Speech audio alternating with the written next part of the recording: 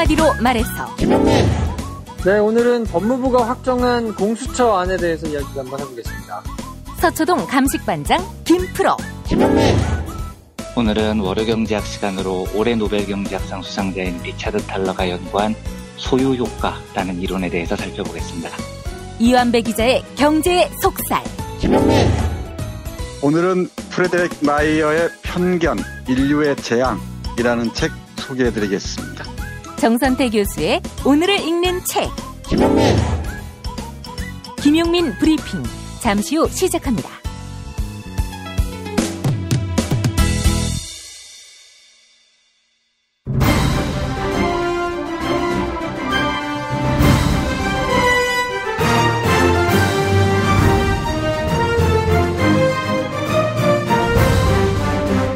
김용민 브리핑.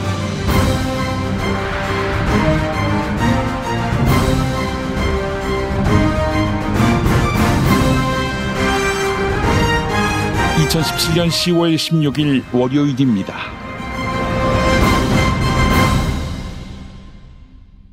방송통신위원회가 지상파 방송사에게 전파를 위임할 때, 즉 신규 허가 또는 재허가할 때 허가 사항을 밝힙니다. 김현정의 뉴스쇼를 방송하는 CBS 표준 FM 허가장을 볼까요? 기독교 전도 방송을 중심으로 한 방송 사항 전반, 이렇게 기재되어 있습니다. 김어준의 뉴스 공장이 나오는 TBS FM은 어떨까요? 교통과 기상을 중심으로 한 방송 사항 전반, 이렇게 적혀 있습니다. 땡땡을 중심으로 한 방송 사항 전반이라는 표현이 들어갔지요. 땡땡을 주로 하되 이런저런 장르의 방송을 다 할 수 있다, 이 말입니다. 만약 보도 방송만은 안 된다, 이럴 경우는 어떨까요? 뱀이향의 저녁 스케치 939 등이 방송되는 CBS 음악 FM이 그렇습니다.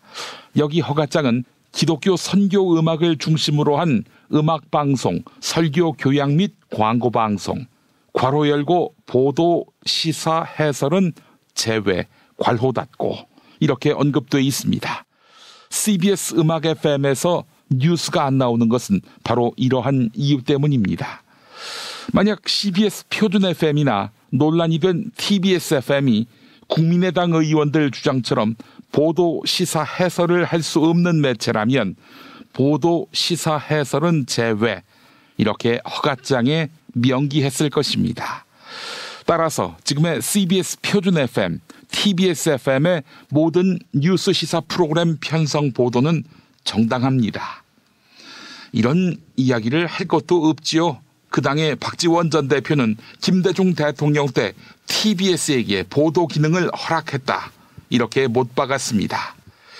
TBS가 이명박근혜 정부 시절 공영방송처럼 야당의 주장을 왜곡, 축소, 배제했다면 모를까 충분한 출연과 발언 기회를 제공하고 있습니다. 심지어 TBS에 대해 문제 삼은 최명길 의원은 TBS의 시사 프로그램 김어준의 뉴스공장과 색다른 시선 김종배입니다에 7번 출연했습니다. 인터뷰 시간이 통상 10여 분이라고 하면 최소 70분의 발언 기회를 얻은 것입니다. 화려한 입심을 자랑하는 김경진 의원은 24번 출연했습니다. 이래놓고 국회에 가서 뒤통수 치는 것입니다. TBS를 상대로 편파 시비를 걸고는 입에 재갈을 물리려 하는 의도 뻔하지요. 자기 당에게 보다 이롭게 시사 현안을 다루라는 겁니다. 그런 의미에서 파행방송 MBC를 자기 몸에 결박하려는 자유한국당의 행태, 비판할 여지가 없습니다. 방송을 수단화하고 도구화하는 자들, 그들은 쿠데타를 일으키자마자 미명의 KBS부터 점거한 박정희와 같은 DNA의 소유자들입니다. 애청자 여러분께 당부의 말씀을 드립니다. 오늘부터 2주 정도는 모르는 전화번호라도 받아주십시오. 그리고 한국 리서치에서 라디오 청취율 조사를 한다고 하면 응해주세요. 김용민 브리핑 2부인 김용민의 뉴스 브리핑을 5분 이상 들으시면 그렇다고 해주시고, 서울 수도권은 SBS 러브 FM, 부산 경남은 KNN 러브 FM에 김용민의 뉴스 브리핑을 듣는다고 말씀해 주십시오. 방송 들어보신 적도 없는 분이 들었다 이렇게 말씀하시면 거짓말이지요. 그렇게 하지는 마십시오. 김용민의 뉴스 브리핑을 들어보셨다면 SBS 러브 FM 김용민의 뉴스 브리핑을 말씀해 주십시오. 자, 이제 김보영 아나운서와 만날 시간입니다.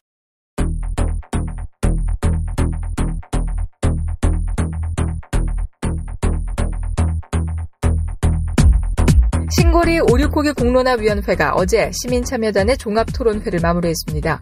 신고리 569기 공론화위원회는 공론조사 결과를 담은 대정부 권고안을 오는 금요일에 발표하는데요. 관건은 원전 건설 중단에 대한 찬성과 반대 의견 격차가 얼마나 벌어지느냐입니다. 신고리 공론화의 조사분과 김영원 위원장의 설명 들어보시죠. 만약에 이제 그 오차를 벗어나지 않는 경우에는 저희가 어떤 정책적 판단을 하는데 필요한 저희가 조사를 통해서 얻은 다양한 형태의 정보를 권고안에 담겠다는 뜻으로. 이 경우 최종적으로 판단하고 결정을 내리는 주체는 결국 정부가 됩니다. 반면 공론조사 결과가 오차 범위 밖으로 벌어졌다면 그 결과를 그대로 권고안에 반영합니다.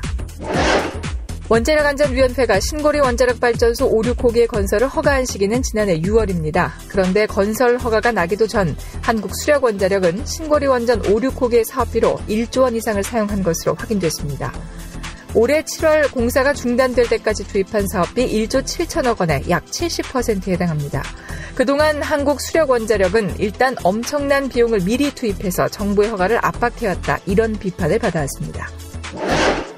자유한국당이 고 노무현 전 대통령의 부인 권양숙 여사를 포함해 가족 4명과 태광실업 박연차 전 회장을 검찰에 고발했습니다. 2009년 검찰은 당시 박연차 회장이 정치권에 로비를 벌였다, 이런 의혹에 대해 수사했습니다. 이때 노무현 전 대통령 일가가 뇌물 640만 달러를 수수했다, 이런 의혹이 제기된 바 있는데요. 자유한국당이 이에 대한 재조사가 필요하다며 노무현 전 대통령 일가를 검찰에 고발한 것입니다. 이에 대해 더불어민주당은 일방적인 의혹을 또다시 끌어내는 것은 적폐를 덮기 위한 정치 공세다라고 지적했습니다. 2012년부터 이듬해까지 공기업 강원랜드에는 대규모 채용 비리가 발생했습니다. 정치권에서 강원랜드에 취업을 청탁한 것으로 알려진 인물은 자유한국당 권성동 의원과 염동열 의원인데요. 강원랜드 인사팀이 작성한 청탁자 명단에는 자유한국당의 다른 의원 3명이 추가로 포함된 것으로 확인됐습니다. 한선교 의원과 김한표 의원 그리고 김기선 의원인데요.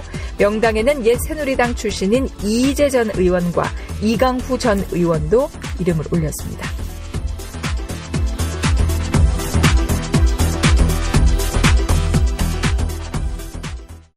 하루 이틀 고민해서 내린 결정이 아니었습니다. 전 공무원이니까요. 다시 돌아가도 저는 똑같이 그 민원인을 살리기 위해 최선의 노력을 다했을 겁니다.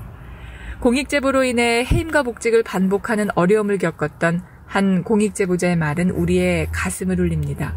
이제는 우리가 공익제보자들의 마음을 어루만져야 할 때입니다. 고맙습니다. 함께하겠습니다.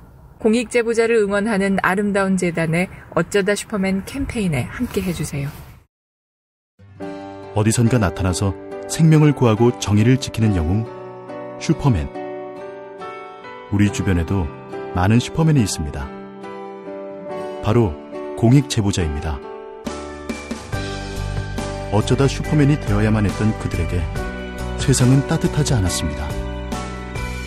수많은 생명을 살린 2명의 간호조무사는 권고사직을 당했고, 장애인의 인권을 위해 싸운 선생님은 결국 사직했습니다. 어려움을 감내하고 있는 슈퍼맨들에게 이제 우리가 감사를 전해야 할 때입니다. 시민사회 지지 캠페인 어쩌다 슈퍼맨에 함께해주세요. 아름다운 재단.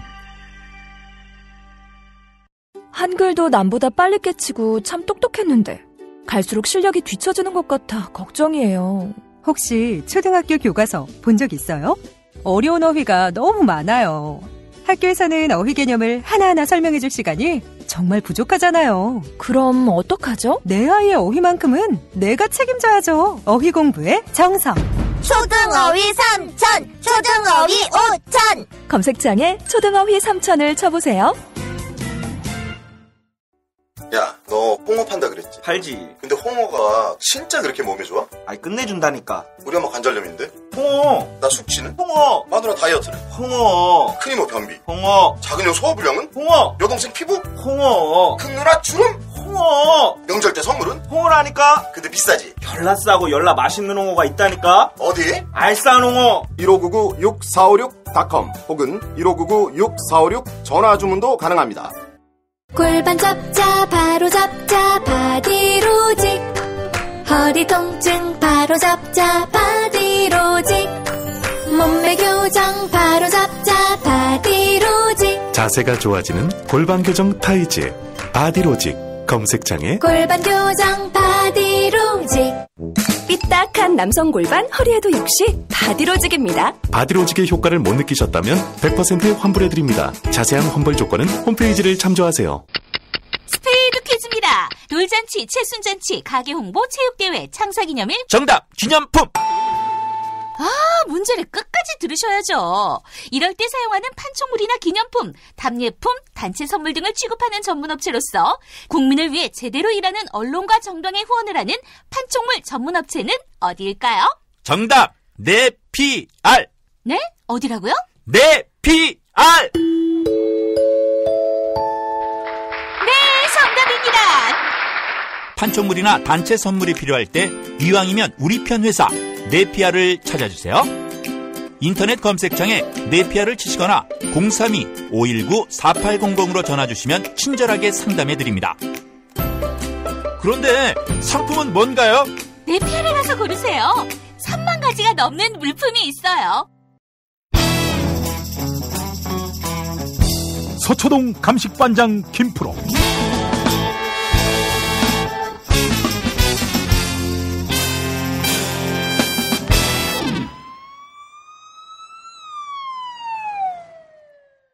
자, 김프로 나와 있죠? 네, 안녕하세요. 김프로입니다. 예, 지난 금요일에 박근혜 구속으로 결론 났습니다. 잘 마치네. 아니, 사실은 박근혜 전 대통령이 이제 6개월 만기를 채우시고 출소하시고, 출소라기보다는 이제 나와가지고 출퇴근으로 재판을 받으시면서 저는 이제 책임을 통감하고 김용민 브리핑을 하차하는 것이 저의 그림이었으나 안 도와주네요. 내가 저기 구속 연장하라고 했어. 그래요. 하여간 참 박근혜 이렇게 구속 연장되니까 또 4월 16일까지 공교롭게도 연장이 되니까 말이죠. 아주 의미가 새롭고요.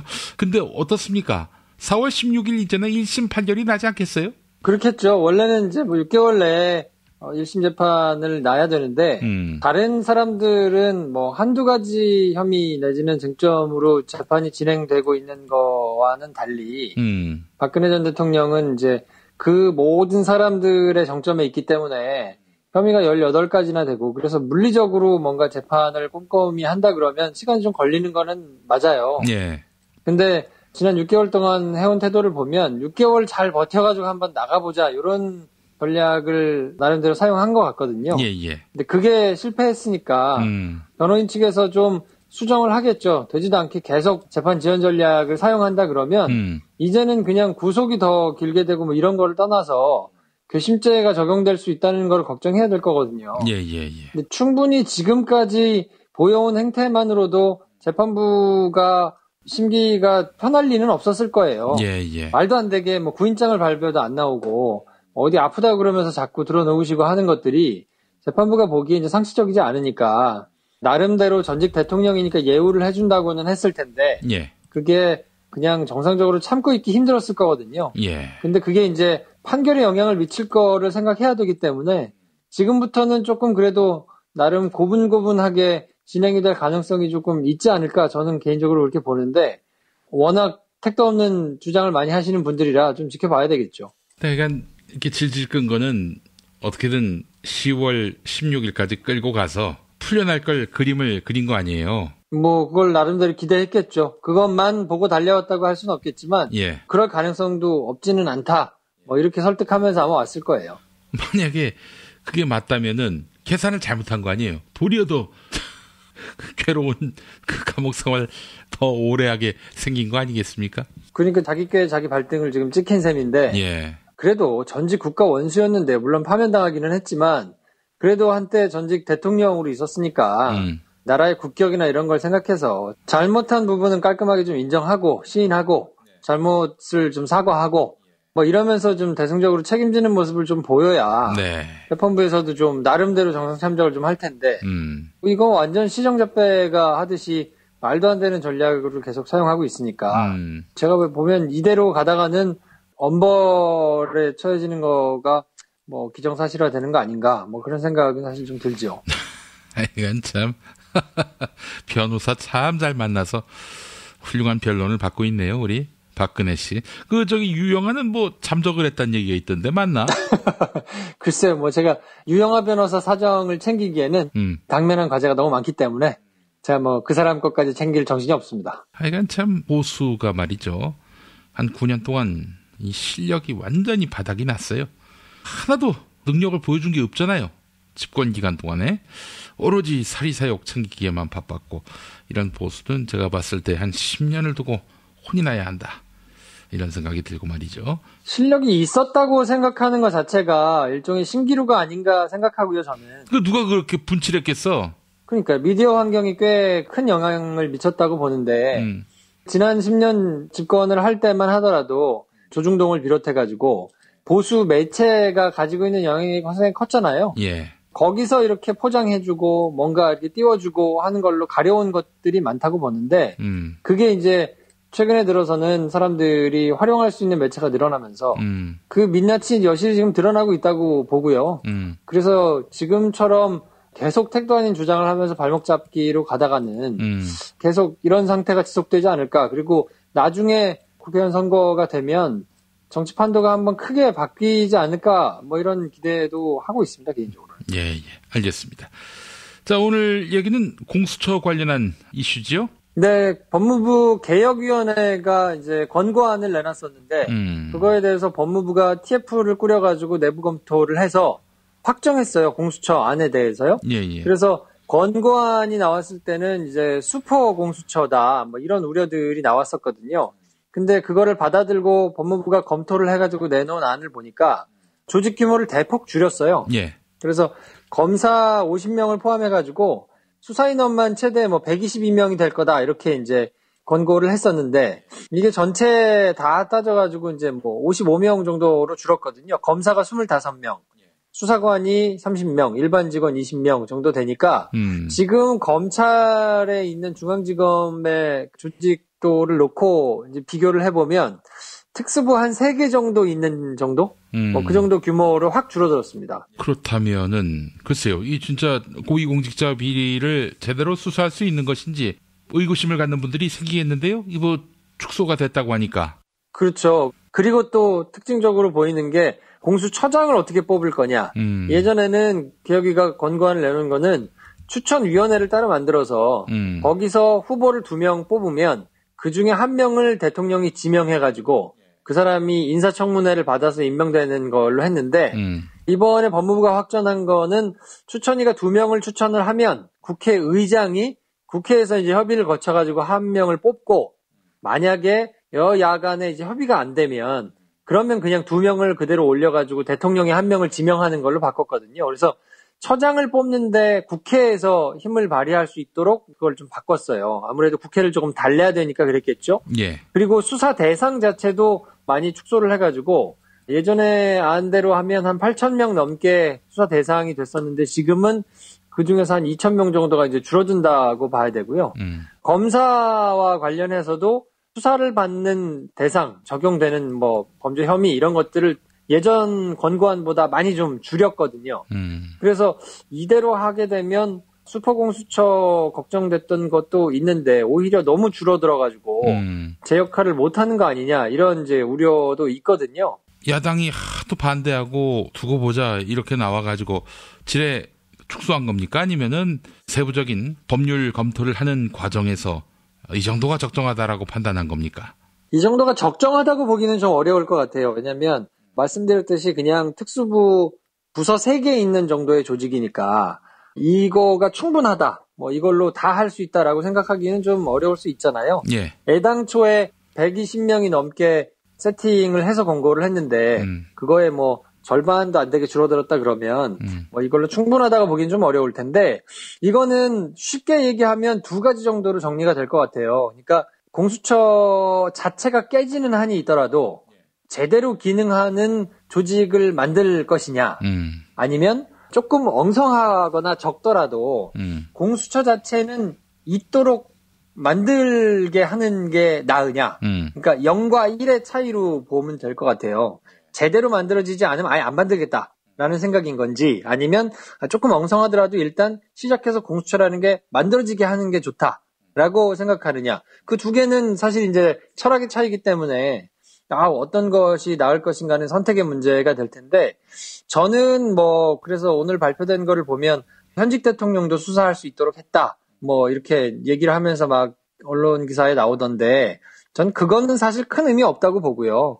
왜냐하면 현직 대통령은 지금은 뭐 수사할 수 없게 돼 있나요? 지금도 수사할 수 있거든요. 예. 근데 수사를 하지 못하도록 돼 있어 수사를 안 한 게 아니고 뭐 실질적인 영향력이나 예. 실질적인 조직이 돌아가는 구조나 뭐 이런 것 때문에 수사를 못했던 것이지 사실상 못했던 것이지 뭐 수사는 지금 검찰로도 얼마든지 하려면 할 수 있고 그리고 사실 검찰에 나와서 조사를 받고 기소가 되고 구속이 되고 했던 거는 박근혜 전 대통령도 검찰에 나와서 한 거거든요. 예. 그러니까 뭐 현직 대통령이 검찰 나와가지고 조사받고 기소된 거기 때문에 그건 뭐 별 의미 없다고 봐야 되고 예. 저는 이 공수처 안에서 핵심은 검사들을 수사할 수 있느냐 없느냐의 문제인 것 같아요. 그러니까 그렇게 본다고 치면 이게 조금 엉성하거나 조직이 작더라도 검사를 따로 그냥 독자적으로 수사할 수 있는 조직이 있는 것과 없는 것은 굉장히 큰 차이가 있거든요. 예. 그래서 저는 조금 엉성하더라도 이런 조직이 생겨서 나중에 조금씩 권한이나 역할이나 이런 것들이 붙어가는 형태여도 낫다, 차라리. 제대로 만들지 않으면 안 된다고 주장하다가 그냥 판 자체가 엎어지는 것보다는 예. 일단 검사들을 수사할 수 있는 곳은 반드시 좀 필요하다라는 게 저의 이제 개인적인 생각인데 예. 그거에 대해서는 조금 더 이제 뭐 시간이 지나면서 한번 살펴봐야 되겠죠. 예, 알겠습니다. 공수처가 나름대로 시작할 때는 이 땅의 모든 공직자 비리를 다 탈탈 털듯 했는데 어떻습니까? 이 정도 규모로는 김프로 보기에 실효성이 있다고 보세요? 김프로 판단에. 저는 뭐 오히려 이렇게 50명 단위로 줄어들고 팀 3개 정도 된다고 치면 예. 검사 비리 내지는 뭐 판사 비리 이런 것들이 모이는 곳이 있는 것이 오히려 큰 의미가 있다고 보거든요. 왜냐하면 사법부를 제대로 개혁해서 제대로 수사가 이루어지고 그래서 기소된 사람들이 제대로 처벌받는다라고 하면 국민들이 보기에 상식적인 수사와 판결이 이루어진다라고 보면 예. 나머지 분야들에 대해서는 자동적으로 정화가 이루어질 수 있다고 봐요. 그러니까 뭐 국회의원들이라든지 아니면 뭐 고위공직자들이라든지 이런 사람들이 검찰로 넘어가 수사를 받았는데 예. 그냥 좌고우면하거나 뭐 다른 야료가 없이 법에 의해 가지고 수사를 받고 그 사람들이 법원으로 넘어갔는데 판결이 제대로 나온다. 빨리빨리 해가지고. 예. 그러면 나쁜 짓을 못 하겠죠. 걸리면 큰일 나니까 이런 건 하면 안 된다라고 되지 않겠습니까? 근데 사법부와 언론이 제 역할을 하지 못하기 때문에 야 이렇게 이 정도는 야료를 부려도 충분히 나중에 어떻게든 손을 쓸 수 있어 이렇게 얘기를 하면서 이제 엉망이 되는 게 있기 때문에 예. 다른 고위공직자들에 대해서 수사를 하느냐 못하느냐는 제가 보기에는 큰 의미가 그렇게 많지는 않다고 보고 실효성 면에서는 오히려 검사들과 판사들에 대한 수사가 제대로 이루어질 수 있느냐가 핵심인 것 같은데 예. 지난번 권고안을 보면 고위공직자 범죄 등을 수사하다가 알게 된 범죄에 대해서는 그냥 무조건 수사할 수 있도록 이렇게 범위가 정해졌었는데 예. 이번에 법무부가 확정한 안을 보면 그거보다는 조금 좁아졌어요. 그래서 고위공직자 범죄 등의 수사를 하다가 알게 된 직접 관련 범죄 이렇게 직접 관련이라는 단어가 들어갔거든요. 예. 그러니까 이 얘기는 무슨 말이냐면 우리 김엄마 김용민 씨가 잘못된 거를 막 털다 보니까 이 사람한테도 돈을 받고 저 사람한테는 먹을 걸 받고 막 이랬는데 먹을 거를 준 사람 중에 검사가 있어요. 예. 그러면 그 사건에 대해서 조사를 할 수 있는 건데 예전 권고안은 어떻게 돼 있었냐면 그냥 그렇게 조사를 하다가 김용민한테 먹을 거를 준 게 아니고 김프로한테 먹을 거를 줬다는 얘기도 어떻게 하다 보니까 들은 거예요. 네. 그러면 나는 김용민에 대해서 조사를 하고 있는데 김프로는 조사 대상은 아니잖아요. 근데 어쨌든 이 사건을 조사하다가 알게 됐으니까 그러면 김프로와 검사의 비리도 그냥 수사를 할 수 있었던 건데 예. 이번 확정한 안은 그거는 불가능하게 된 거예요. 그냥 김용민을 조사하고 있었으면 김용민과 관련된 내용만 거기에 관련된 검사만 수사할 수 있도록 한 거니까 범위가 굉장히 줄어들어서 이건 대놓고 그렇게 얘기하는 사람도 있죠. 검사들은 공수처 검사나 공수처 수사관들의 모든 범죄 행위를 다 수사할 수 있는데 공수처 사람들은 왜 검찰 조직에 있는 사람들의 딱 정해진 특정한 것들만 조사를 할 수 있냐. 이거는 힘의 균형이 맞지 않느냐라고 얘기를 할 거거든요. 예. 근데 그거는 뒤집어 놓고 생각을 해보면 당연히 그렇게 볼 수도 있지만 반대로 생각을 해보면 조직 자체가 비교도 안 되게 작잖아요. 그렇기 때문에 힘의 균형 자체는 이미 검찰에 훨씬 더 있고요. 다만 할 수 있는 것이 검찰 조직을 통해서만 무슨 영장을 청구하거나 뭐 이렇게 된 게 아니고 예. 검찰이 할 수 있는 모든 역할을 다 할 수 있는 조그마한 조직이 생기는 거기 때문에 여기서 어쨌든 검사들의 비위 사건에 대해서 혹은 판사들의 비위 사건에 대해서 독자적으로 수사를 할 수 있게 된다 그러면 예. 이 사람들한테 제보가 몰릴 거예요, 아마. 제가 보기에는. 그래서 뭔가 이 억울함을 가지고 있거나 혐의를 가지고 있는 사람들이 자료를 바리바리 싸들고 이 사람들한테 갈 거거든요. 예. 검사 비리가 있는데 한번 해보겠다. 그러면 그렇게 알게 된 인지 수사는 검사나 판사나 뭐 이런 사람들에 대해서 직접적으로 수사가 진행될 거니까 그렇게 진행이 되면 검사와 연결된 고위공직자, 검사와 연결된 뭐 재벌, 뭐 이런 사람들이 이제 나올 수 있어서 제가 보기에는 그 실효성 면에서 이 선택의 폭이 줄어든 것이 물론 다 할 수 있으면 가장 좋긴 하지만 아주 핵심적으로 결정적으로 줄어들어서 아무것도 못하게 되는 그런 상황은 아닐 수 있다라는 생각은 좀 들고 이게 또 이렇게까지 뭔가 국회의 눈치를 보고 안을 축소해가지고 발표하는 이유는 그런 것도 있을 거예요. 법무부 안이 확정이 된다고 하더라도 이게 국회로 넘어가서 법 개정 사안이기 때문에 국회로 가서 또 상임위를 거치면서 논의를 해야 되거든요. 예. 근데 여론에서도 야 이거는 좀 너무 비대하고 너무 세다라는 여론의 힘을 받지 못하는 이런 안이 되게 되면 가가지고 또 누더기로 만들 가능성이 얼마든지 있거든요. 근데 지금처럼 오히려 되게 줄어든 안을 가지고 국회로 가게 되면 야 이렇게까지 줄였는데 이걸 또 못하게 한다 그러면 말이 돼? 라고 할 수도 있을 테니까 예. 이게 아무래도 이제 법무부 내에서 TF로 참여했던 사람들 중에 검찰 출신들이 있을 테니 팔이 안으로 굽은 면도 분명히 있을 거예요. 뭐 이걸 그냥 좋게만 볼 수는 없을 텐데 그렇다고 하더라도 일정 부분 내주고 더 큰 거를 받는다는 측면에서는 국회로 넘어가가지고 요 안이라도 일단 통과가 돼서 진행이 되면 지금의 상태보다는 제가 보기에는 그래도 개인적으로 한 단계까지는 아니더라도 뭐 반 단계 내지는 뭐 4분의 1단계 정도라도 조금이라도 진전이 되는 거니까 예. 요렇게 해놓고 진행이 되다가 요걸로는 부족하다 안 된다라는 사회적 공감대가 생기면 조금 더 커질 수 있지 않겠나 뭐 이렇게 생각합니다. 그래요. 전에 그 김프로가 공수처 초안 나왔을 때 우려했던 것이 뭐냐면은 지금이야 이제 문재인 대통령이니까 뭐 그분이 무슨 엉뚱한 짓을 할 분은 아니고 그래서 걱정이 없지만 예컨대 대통령이 박근혜였다. 근데 공수처가 있다. 이 공수처를 통해서 제2의 최동욱 사태, 제2의 윤석열 사태를 이야기할 가능성이 있지 않겠는가? 그런 우려를 했었어요. 그래서 저는 여전히 그 가능성은 남아있다고 봐요. 왜냐하면 처장의 임기가 3년이거든요. 네. 3년 단임이고 연임을 못하도록 되어 있어요. 처장과 차장의 임기는. 그리고 검사들의 임기도 6년이었던 것이 줄어가지고 3년인데 3번 연임이 가능하도록, 그러니까 총 9년을 할 수 있도록 했거든요. 근데 이거는 제가 보기에는 좀 문제가 있어 보여요. 왜냐면 지난번에 뭐 FBI, CIA 말씀드리면서 거기는 트럼프 대통령하고 뭐 그 사람들이 잘나가지고 다이다이라는 표현이 좀 그런가요? 막 들이대놓고 막 뭐라고 하고 수사를 하고 막 하는 것들이 임기가 10년이기 때문에 그런 거거든요.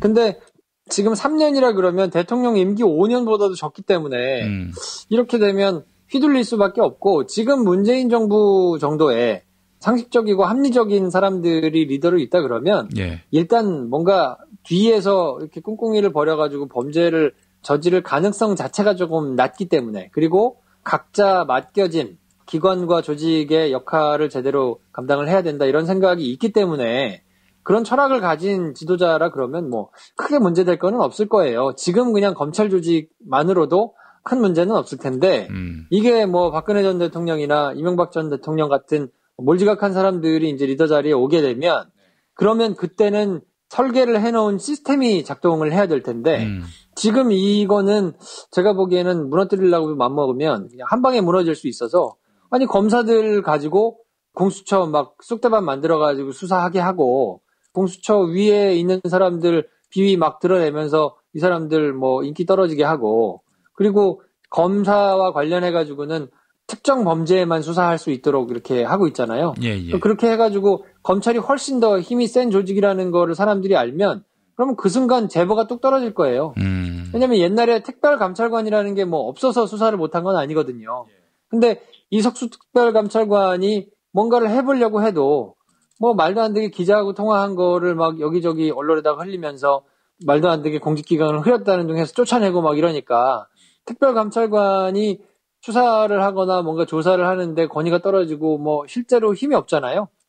그렇게 되면 사람들이 거기다가 조사를 받을 때도 협조 안 하거든요. 그러니까 그런 거는 지금 같은 형태라 그러면 얼마든지 망가질 가능성이 좀 있기 때문에 처장의 임기가 적어도 대통령의 임기보다는 길게 뭐 한 6년 정도로 세팅이 되는 것이 저는 바람직하다고 보는데 이게 그렇게 늘어나지 않는 거에 대해서는 걱정스러운 면은 아직 조금 있는 건 사실입니다. 근데 이게 법무반이 확정이 되더라도 국회에서 뭐 내용이 또 달라질 가능성이 있거든요.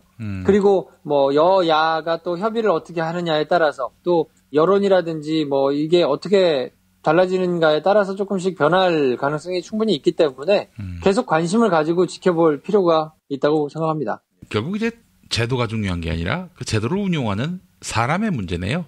그럼요. 제도가 아무리 훌륭하다 하더라도 제도에는 반드시 허점이 있게 마련이고 또 제도를 악용하려고 마음먹으면 아무리 정밀하게 잘 만들어 놓은 제도라 하더라도 그걸 뭐 무너뜨리는 거는 시간 문제이기 때문에 제가 그때도 뭐 우스갯소리 비슷하게 말씀드렸지만 그런 얘기를 하시는 분들이 많다니까요. 공수처와 관련해가지고 법을 굉장히 정교하게 막 학자들 붙여가지고 만들면 검찰청법이 나올 거다. 왜냐하면 검찰청법이 꽤 많은 시간 동안의 시행착오를 거치면서 설계를 굉장히 치밀하게 잘한 조직법이거든요. 근데 검찰청법이 없어가지고 검찰이 제 기능을 못했나요? 그런 건 아니잖아요. 운영을 제대로 사람들이 못하기 때문에 그거를 이제 자기의 사정기관으로 두고 뭔가 칼을 휘두르는 도구로 사용하려고 하다 보니까 그리고 또 검찰에서는 자기들이 개인적인 사욕을 채워가지고 승진하려고 거기다가 줄을 대면서 그냥 막 하다 보니까 이렇게 망가진 거라서 시스템만 가지고는 모자라고 그 시스템을 잘 운영할 수 있는 사람들을 걸러내서 뽑는 것이 뭐 전제가 돼야 되니까 뭐 그거를 우리가 지금 너무 빨리 고도로 압축 성장을 하면서 못했던 거니까 차근차근 뭐 해나가야 된다고 봐야 되겠죠. 그래요.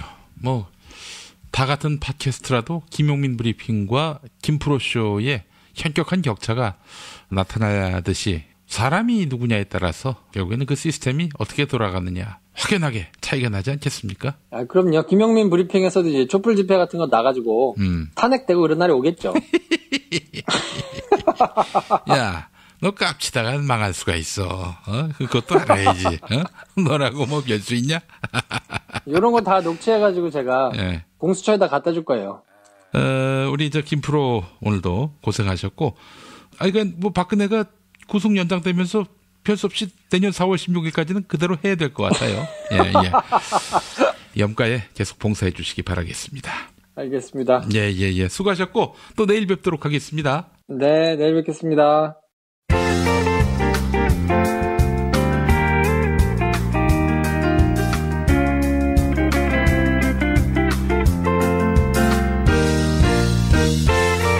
여러분 안녕하십니까? 지금부터 전국 16개 시도교육청과 무관한 2017학년도 뉴스 듣기 능력평가를 시작하겠습니다. 수험생 여러분께서는 팟캐스트의 음량을 알맞게 조절하여 주시기 바랍니다. 모든 문제는 한 번씩만 들려드리니 잘 듣고 지시에 따라 물음에 답하시기 바랍니다. 이제 시작하겠습니다. 카카, 큰일 났습니다. 구속기간 연장된 거 다 알아, 이 씨발놈아. 어? 한 번 더 얘기해서 또 열뻗치게 만드는 이유가 뭐야? 카카, 그게 아니고요. 세월호 참사 조사 심상치 않습니다. 문재인 청와대가 세월호 최초 보고 시점을 공개한 것을 신호탄으로 해서 7시간의 비밀, 아니 7시간 반의 비밀이라는 판도라의 상자를 열 것이라는 관측이. 아, 씨발 진짜. 세월호 이슈 이제 신물 나지도 않나? 세월호 이제는 신물 난다, 이 이야기를 퍼뜨리려고 하셨지요. 보수단체를 동원해서. 이젠 일상으로 돌아가자, 그런 캠페인도 벌였고요. 근데 어떻게 됐습니까? 일상으로 돌아가기는커녕 이상하다는 소리만 들었고 결국 보수단체 배후에 있는 국정원이 털린 거 아니겠습니까? 내 참모들은 왜 이렇게 하나같이 다 돌대가리일까? 카카, 왜 참모들이 다 돌대가리들일까요? 지도자의 수준에 맞춰서 모이는 거는 아닐까요? 입은 삐뚤어져도 말은 바로 해야지요. 그나마 주변에 이혜훈이니 유승민이니 다 떨어져 나갔는데 뭐 느끼시는 바가 없습니까? 똑똑하면 카카 주변에 있을 수가 없잖아요. 너 이혜훈 유승민하고 엮어서 나도 똑똑하다, 그렇게 해서 버림받았다, 이렇게 말하고 싶은 거야? 야, 걔네 똑똑한 건 인정해. 그런데 너는 배신자라서 싫은 거야. 똑똑해서 그런 게 아니라. 카카, 저 벗겨보면 똑똑합니다. 그래서 7,000원 운전자 보험도 가입했어요. 비싼 운전자 보험 부담되지요. 괜히 헛돈 쓰는 것 같고. 하지만 실속 있는 보장, 저렴한 가격, 친절한 상담, 7,000원 운전자 보험, 이것만한 스마트한 선택 또 있을까요? 어머, 그래? 너 그럼 월 10,000원 화재보험도 가입했어? 당연하지요. 월 10,000원 내고 투집을 보장받지 않습니까? 그래서 엄밀히 말하면 한 집당 5,000원인 셈이지요. 누전되지 말라고 각종 가전제품 수리도 공짜로 해주고. 자, 이걸 한 방에 다 해결해주는 보험 카페, 7,000원 운전자 보험 카페, 월 10,000원 화재보험 카페. 포털에서 검색하시고요. 전화번호는 02-849-9730, 02-849-9730. 야, 월 100만 원도 좋으니까 구속보험도 있었으면 좋겠어. 어? 구속되면 달마다 따박따박 보험금 나오는. 그 보험금 타고 싶으면 범죄 저지르면 되겠네요. 그걸 말이라고 하는 겁니까? 그걸 말이라고 하냐고 했어? 말이야, 말. 어? 우리 집이 말하고 친하잖니. 어? 비타나 부이. 이거 그 유라가 탔던 말이잖아. 어? 국내에는 없는 말, 비타나 부이. 카카, 부디 하루라도 빨리 나오고 싶으시면 사실대로 푸십시오. 세월호의 진실 다 밝히세요. 야, 세월호의 진실? 조카 이 씹새끼야. 야, 그날 뭐 했는지 내가 기억이 없는데 뭔 내용을 풀어? 카카, 그날 그 시간에 혹시 뭘 맞으셔서 그런 건 아닐까요? 혼미한 정신상태가 된 이유가. 혼미한 정신상태? 내 주먹 맛을 본 지금의 네 정신상태? 문제 드리겠습니다. 문재인 대통령이 부산국제영화제 초기처럼 정부도 부산시도 힘껏 지원하되 간섭하지는 않겠다, 이렇게 약속했다지요. 첫 부산국제영화제에서 새 친구라는 작품으로 넷팩상을 받은 감독이 있었지요. 임술래 감독. 그 임술래 감독 작품으로 맞는 것을 골라주시면 되는데, 카카, 임술래 감독 작품 아십니까? 알지. 1번 우리들의 행복한 시간. 2번 우리 생애 최고의 순간. 3번 성냥팔이 소녀의 재림. 4번 용가리. 5번 와이키키 시스터스.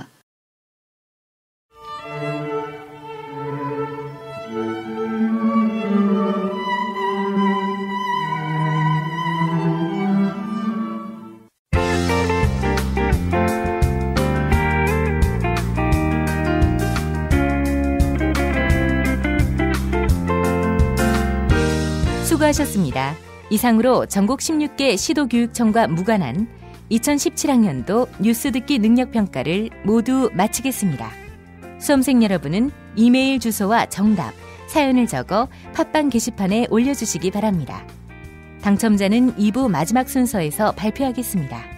뉴스 듣기 능력평가를 마칩니다. 김용민 브리핑 뉴스 듣기 능력평가 정답 맞히신 분들 소개합니다. 지난주 문제는 유네스코가 어느 국제기구의 산하단체인지 맞히는 거였죠. 정답은 유엔입니다.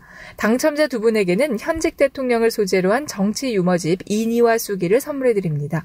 도서출판 시간의 물레에서 협찬해 주셨습니다. 다른 당첨자에게는 술친금 한 박스 보내드립니다. 금요일 정답자 가운데 한 분에게는 남도 먹거리에서 협찬하는 식품 꾸러미 상품 선물해드립니다. 인터넷 주소창에 남도먹거리.kr을 입력해주세요. 금요일 정답자 가운데 다른 한 분에게는 골반 보정 속옷 바디로직 리포머 팬츠 보내드립니다. 금요일 정답자 가운데 다른 한 분에게는 머문빌리지 이용권 격주로 선물해드립니다. 애청자 여러분의 성원에 힘입어 일요일과 평일 가격을 대폭 낮춘 머문빌리지 할인 행사를 진행하고 있습니다. 포털 사이트에서 머문빌리지를 검색해주세요. 정답자 솔렘팩트님. 자유한국당이 박근혜의 구속연장 반대를 당론으로 정했습니다. 자유한국당은 삼권 분립을 모르는 정당입니다. 창현민현님, 세상을 새롭게 보게 해준 김용민 PD와 주진우 기자 그리고 김어준 총수 정말 고맙습니다. SBS 고릴라님, 계절이 변하는 만큼 세상도 바뀌고 있음을 느낍니다. 봉순이가 지켜줄게님, 미국이 유네스코를 탈퇴했습니다. 도널드 트럼프 미국 대통령의 똘끼는 상상을 초월하네요. 좋아 찬이님, 잘 듣고 있습니다. 감사합니다. 상식적인 나라님, 동아일보 기사는 개 짖는 소리라고 하기에도 아깝습니다. 문통방통 끝말잇기 당첨자께는 별을 따다 구운 과자 롤카스테라 드립니다. 주문 전화 033-646-2668, 인터넷 주문 베이킹파머.co.kr입니다. 지난주 문통방통 끝말잇기 시작 글자 불편의 편이었는데요. 당첨자 김여사 만세님, 끝말잇기는 편가르기. 요즘 자유한국당은 나란 일은 안 하고 바른정당과 편가르기에만 바쁘게 움직이네요. 김용민 브리핑 뉴스기 능력평가, 오늘도 많은 참여 바랍니다. 기분 좋다고 쏜 3차 술값 20만원, 택시에서 떨어뜨린 핸드폰 액정 수리비 15만원, 내 옆 나란히 누워있는 피카츄 인형 5개, 문자 목록에서 발견한 옛 여친에게 보낸 문자. 자니? 그렇게 싫어한 건 아니었는데 전화는 왜 한 거지, 김 부장한테?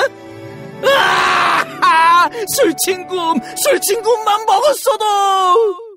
후회하지 않게, 후회할 일 없게. 살아서 집까지 술친굼. 재구매율과 후기가 좋은 술친굼을 지금 네이버에서 검색하세요. 충남 금산의 넓은 인삼밭. 정성농장을 일군 농부아버지 이정열 씨. 자연은 노력한 만큼 내어준다. 그 자연의 마음을 알기에 정성농장을 더불어 일구는 아들 이성규 씨도 아버지에게 배운 것처럼 정직하고 또 성실하게. 정성농장 홍삼은 인삼 재배부터 가공 판매까지 모두 책임지고 있습니다. 그래서 대한민국 1등 품질을 자부합니다. 검색창에 정성농장 홍삼을 검색해주세요. 정성농장 홍삼. 전화문의는 010-9754-6972. 안녕하세요. 비타샵 대표 오은석입니다. 이번 주에는 주문시 김용민 브리핑 애청자라 적어주시면 시식용으로 홀그레인 스무디 다이어트 2포를 보내드립니다. 아침 식사 대용으로 우유나 두유에 타 드셔보세요. 다이어트는 비타샵과 함께하세요. 1522-6648 혹은 비타샵을 검색해주세요. 고민을 넣어주는 친구 쇼앤침대. 쇼앤침대가 고민을 들어준다고? 편안한 잠자리의 친구 쇼앤침대. 그렇게 편안하니? 업계 최초 2주 체험 정책으로 유명한 쇼앤침대. 더 편한 천연 통가죽 면피 소파도 출시하였습니다. 전시 체험장으로 오세요. 더 많은 혜택이 기다립니다. 어디에 있다고? 딴지마켓에 있네. 중국 대륙에 휘몰아친 충격 정치 실화 13억분의 1의 남자. 아사히 중국 특파원이 목숨 걸고 취재한 시진핑 권력 승계의 비밀, 그 풀 스토리 13억분의 1의 남자.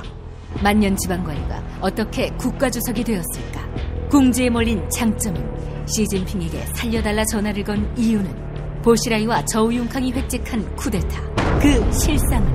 리얼 정치 활극을 직접 확인하세요. 13억분의 1의 남자. 도서출판 레드스톤.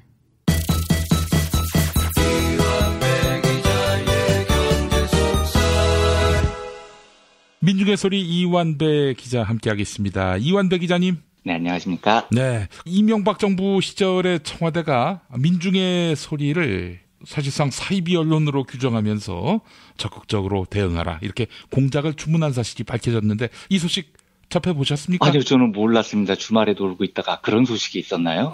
그렇습니다.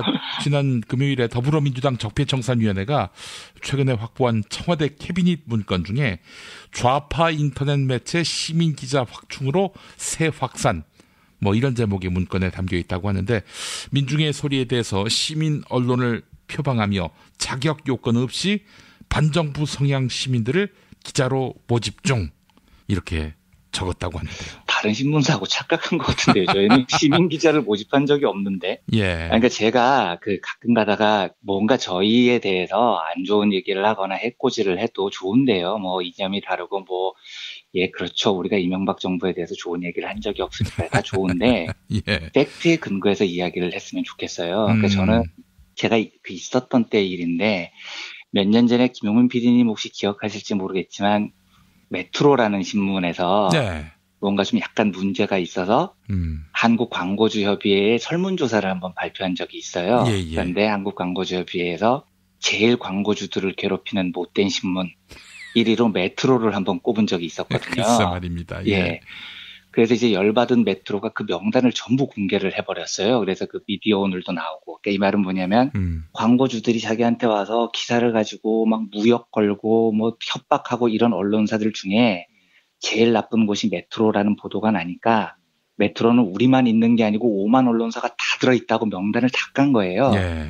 조선일보도 들어있고 동아일보도 들어있고 다 있었는데, 그 광고주들이 투표를 한 결과에 민중의 소리가 한 표가 있었습니다. 그래요?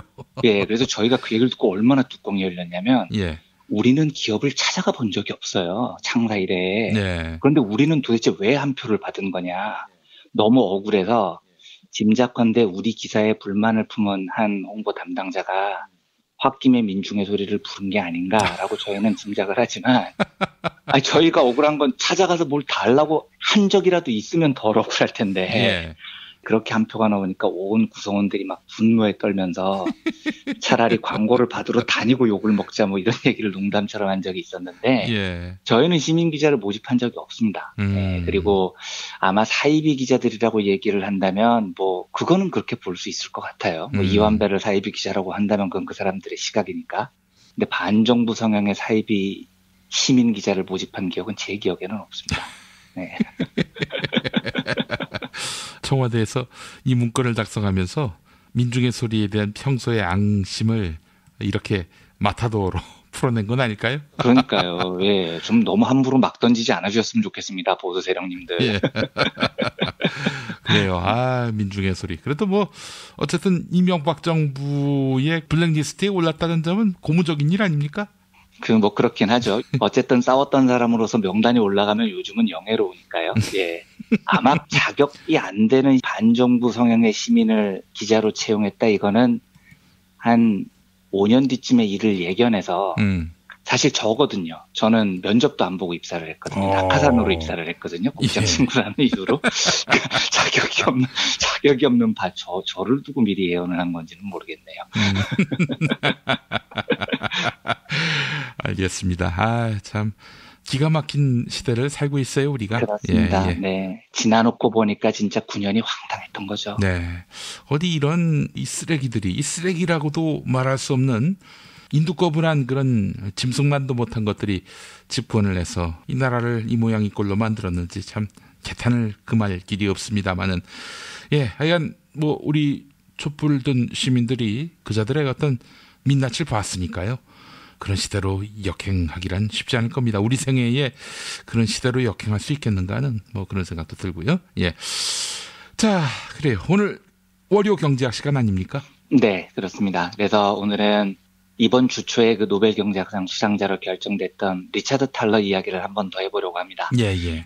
리차드 탈러에 대해서는 화요일에 제가 넛지라는 이론을 소개해드렸습니다만 원래 이 사람은 굉장히 인간 심리를 다루는 다양한 경제학 이론을 많이 연구를 해서 다뤄보고 싶은 흥미로운 주제가 굉장히 많습니다. 그래서 경제학상 받으신 김에 탈러의 이론을 하나 더 살펴보겠습니다. 예, 예. 오늘 소개해드릴 이론은 소유 효과라는 겁니다. 미리 제가 전제를 드리지만 화요일에도 말씀드렸죠. 그러니까 탈러의 이론을 들어보면 인간은 기계가 아니라는 겁니다. 순간순간 이익과 손실을 번개처럼 착착착 계산을 해서 이렇게 하는 게 유리하다라고 결정을 하는 호모 에코노미스쿠스가 아니라는 것부터 전제를 하는 겁니다. 그래서 때로는 인간은 손해를 보면서도 연대를 하고 협동을 하기도 하는 미담을 낳기도 하고요. 예. 또 인간은 때로는 굉장히 아둔한 실수도 합니다. 그러니까 이성적으로 판단을 하면 분명히 그렇게 행동을 하면 손해인데 사람들은 이상한 아집도 있고요. 예. 집착도 있고요. 예. 그래서 우둔한 선택을 하는 거죠. 오늘 소개해드리는 예가 소유효과 이론이 바로 그런 예입니다. 예. 이 이론은 리차드 탈러를 비롯해서 제가 종종 방송 때 말씀드리는 행동경제학의 아버지 데니얼 커너만, 그리고 요즘 제일 각광받는 젊은 행동경제학자 댄 에리얼리, 이런 여러 행동경제학자들이 발전시킨 이론입니다. 예. 이 이론의 정의는 이렇습니다. 대상을 소유하고 난 뒤 그 가치에 대해 그것을 갖고 있기 전보다 훨씬 높게 평가하는 경향, 이렇게 적혀 있어요. 말이 조금 어렵죠. 예. 이걸 좀 쉽게 이해하려면 댄 에리얼리라는 젊은 행동경제학자가 한 실험을 들어보시면 금방 이해가 되실 거예요. 그 미국에는 마치 매드니스라는 게 있습니다. 우리말로 하면 3월의 광란이라는 뜻인데, 예. 이게 전미 대학 농구 선수권대회 토너먼트 대회예요. 예. 근데 이제 우리 생각에는 아니 NBA도 아니고 대학 농구 토너먼트가 뭐가 그렇게 중요하냐라는 생각이 들지만, 이걸 미국에서 마치 매드니스, 3월의 광란이라고 부르는 건 이게 진짜 엄청나게 인기가 있기 때문입니다. 그래서 실제로 미국 놈들은 좀 희한하게도요. 나 어느 대학 나왔어 이런 개똥 같은 자부심 무시하겠어요. 얘네들은요. 우리도 그렇잖아요. 우리도 그렇긴 하지만 그건 이제 명문대 일부 대학에 한해서 그런 거고, 그리고 명문대학교 나온 사람들도 서울대 이런 후드티 입고 다니기는 좀 민망하잖아요. 그런데 미국 놈들은 이상하게 지역별로 대표하는 대학에서는 자기 대학 모자, 자기 대학 티셔츠 이런 걸 너무 쉽게 입고 다녀요. 참 좀 희한하더라고요. 예. 그래서 이 전미대학 농구선수권 대회가 열리면 대통령도요, 자기가 나온 대학 막 응원하는 게 자연스럽게 막 TV에 잡히고 이래요. 그리고 심지어 그 대학을 나오지도 않았는데 이게 약간 지역대항전 같은 이미지가 있어서 예. 우리 주에 있는 대학이 결승에라도 진출하면 완전히 지역 전체가 뒤집어집니다. 그래서 이걸 마치 매드니스라고 부르는 거죠. 이 대회 결승전은 그래서 미국에서 제일 인기 있는 스포츠 이벤트가 됩니다. 근데 에리얼리가 짓궂은 실험을 하나 합니다. 이제 대부분 사람들이 이 결승전 표를 구하려고 막 밤을 새고 하는데 못 구해요. 근데 에리얼리가 이제 표를 못 구한 사람들한테 전화를 걸어요. 100명한테 전화를 겁니다. 예. 그래서 내가 표를 줄게. 암표인데 얼마를 낼래? 하고 물어보는 겁니다. 그러니까 이 100명이 제시한 평균 금액이 $170였다고 해요. 예. 한 20만 원 정도면은 내가 그 표를 돈 주고 살게. 요런 대답이었다는 거죠. 예.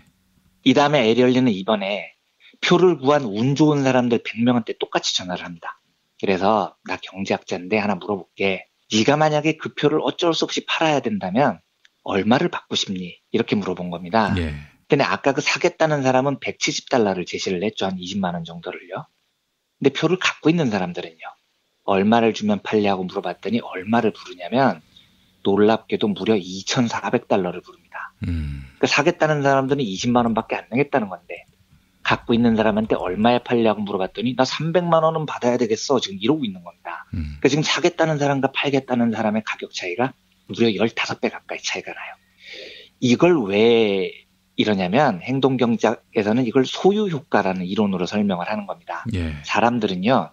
어떤 물건의 가격을 객관적으로 측정하지 않아요. 어떤 오류를 범하냐면 일단 내 손에 들어오잖아요. 내게 되잖아요.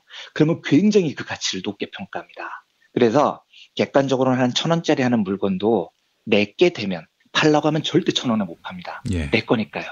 내 거에는 쓸데없는 애정이 막 이입이 돼요. 그 리차드 탈러, 이제 오늘 소개해드릴 리차드 탈러의 실험은 이런 겁니다. 아마 더 정확히 이해가 되실 거예요. 탈러의 실험은 더 간단합니다.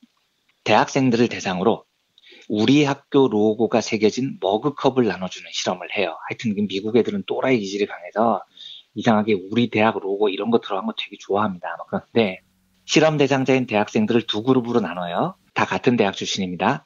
그리고 A그룹 대학생에게는 학교 로고가 새겨진 머그잔, 컵을 하나 줘요. 그리고 이게 네 거다 하고 소유권을 확실히 해줍니다.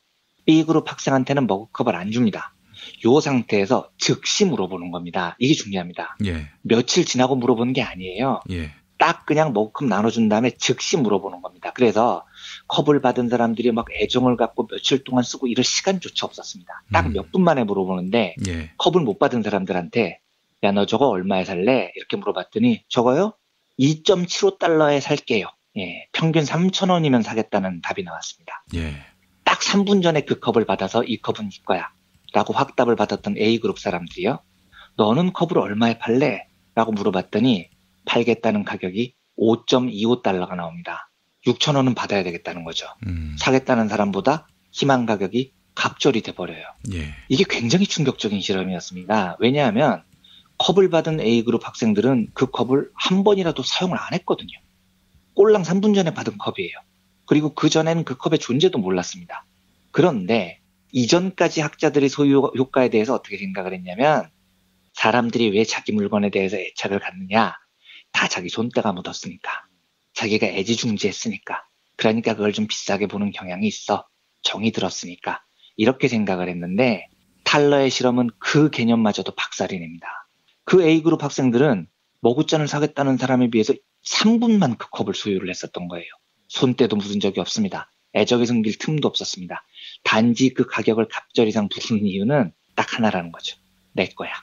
내 거야라는 소유 감정을 딱 전해주기만 하면 사람들은 거기에 비이성적인 애착을 보인다는 겁니다.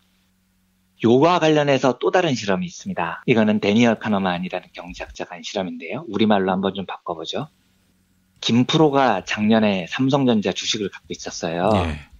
그런데 이재용이 나쁜 짓 하는 걸 보고 아우 저 주식은 못 갖고 있겠다. 이재용에 대한 적대감이 들어서 하고 작년 10월에 주식을 팔았습니다. 제가 그럴 애가 아닌데. 예를 들어서 아니 맘마이스 들어봤는데 사실 알고 보니까 굉장히 두 분은 서로 좋아하시더구만요. 왜 방송만 하면 그렇게 닮고 싶어요? 아이 거기 팬들이 많이 왔으니까. 아, 네. 네. 행이라도 거기서 김프로한테 평소대로 하면은 맞아 죽을 수도 있잖아요. 네, 예. 사실은 서로 좋아하시지만 제가 그냥 넘어가서 하겠습니다. 김용민 PD님의 츤데레로 알고요. 이제 김프로께서 작년 10월에 이재용을 보고 정의감에 불타서 삼성전자 주식을 10월에 팔았어요. 완배는 똑같은 시기에 삼성전자 주식을 사려고 생각을 했습니다. 그런데 역시 이재용이 나쁜 짓 하는 걸 보고 안 되겠다. 저건 못 사겠다 하고 안 샀어요. 근데 1년이 지나니까 삼성전자 주식이 갑절로 올랐다고 가정을 해보죠. 예. 김프로도 그렇고 이완배도 그렇고 엄청 지금 배가 아픈 상황이 됐습니다. 김프로는 작년에 내가 그걸 안 팔았으면 재산이 2배로 부는 건데 하고 아쉽죠. 예. 완배도 내가 작년에 그걸 샀으면 재산이 2배로 부는 건데 하고 아쉽습니다. 둘 다 억울하죠. 둘 다 손실액도 똑같습니다. 그런데 이걸 데니얼 카너맨이 물어봅니다. 두 사람의 억울한 정도를 실험을 통해서 측정을 해봐요. 누가 더 억울해할까요? 둘 다 똑같은 손해인데요. 실험을 해보니까요. 김프로가 훨씬 더 억울해한다는 거예요. 왜냐? 완배는 그걸 사려다가 포기를 한 거예요. 즉 삼성전자 주식을 소유를 한 적이 없는 겁니다. 반대로 김프로는 그걸 갖고 있다가 팔았어요. 김프로는 그걸 소유를 한 적이 있습니다. 누가 더 억울해하느냐? 갖고 있었던 사람이 훨씬 억울해합니다. 즉 사람은 소유한 것에 대해서 훨씬 더 애착을 갖고 있다는 거죠. 그래서 그걸 잃었을 때 얻는 상실감도 훨씬 큽니다. 이게 이제 오늘 설명을 해드리는 소유효과의 개념입니다. 실제로 이것 때문에 사회에서는 많은 일이 벌어집니다. 예를 들면요. 도둑이 차를 훔쳤습니다. 그런데 실수로 그 차를 박살을 냈어요. 그래서 붙잡혔습니다.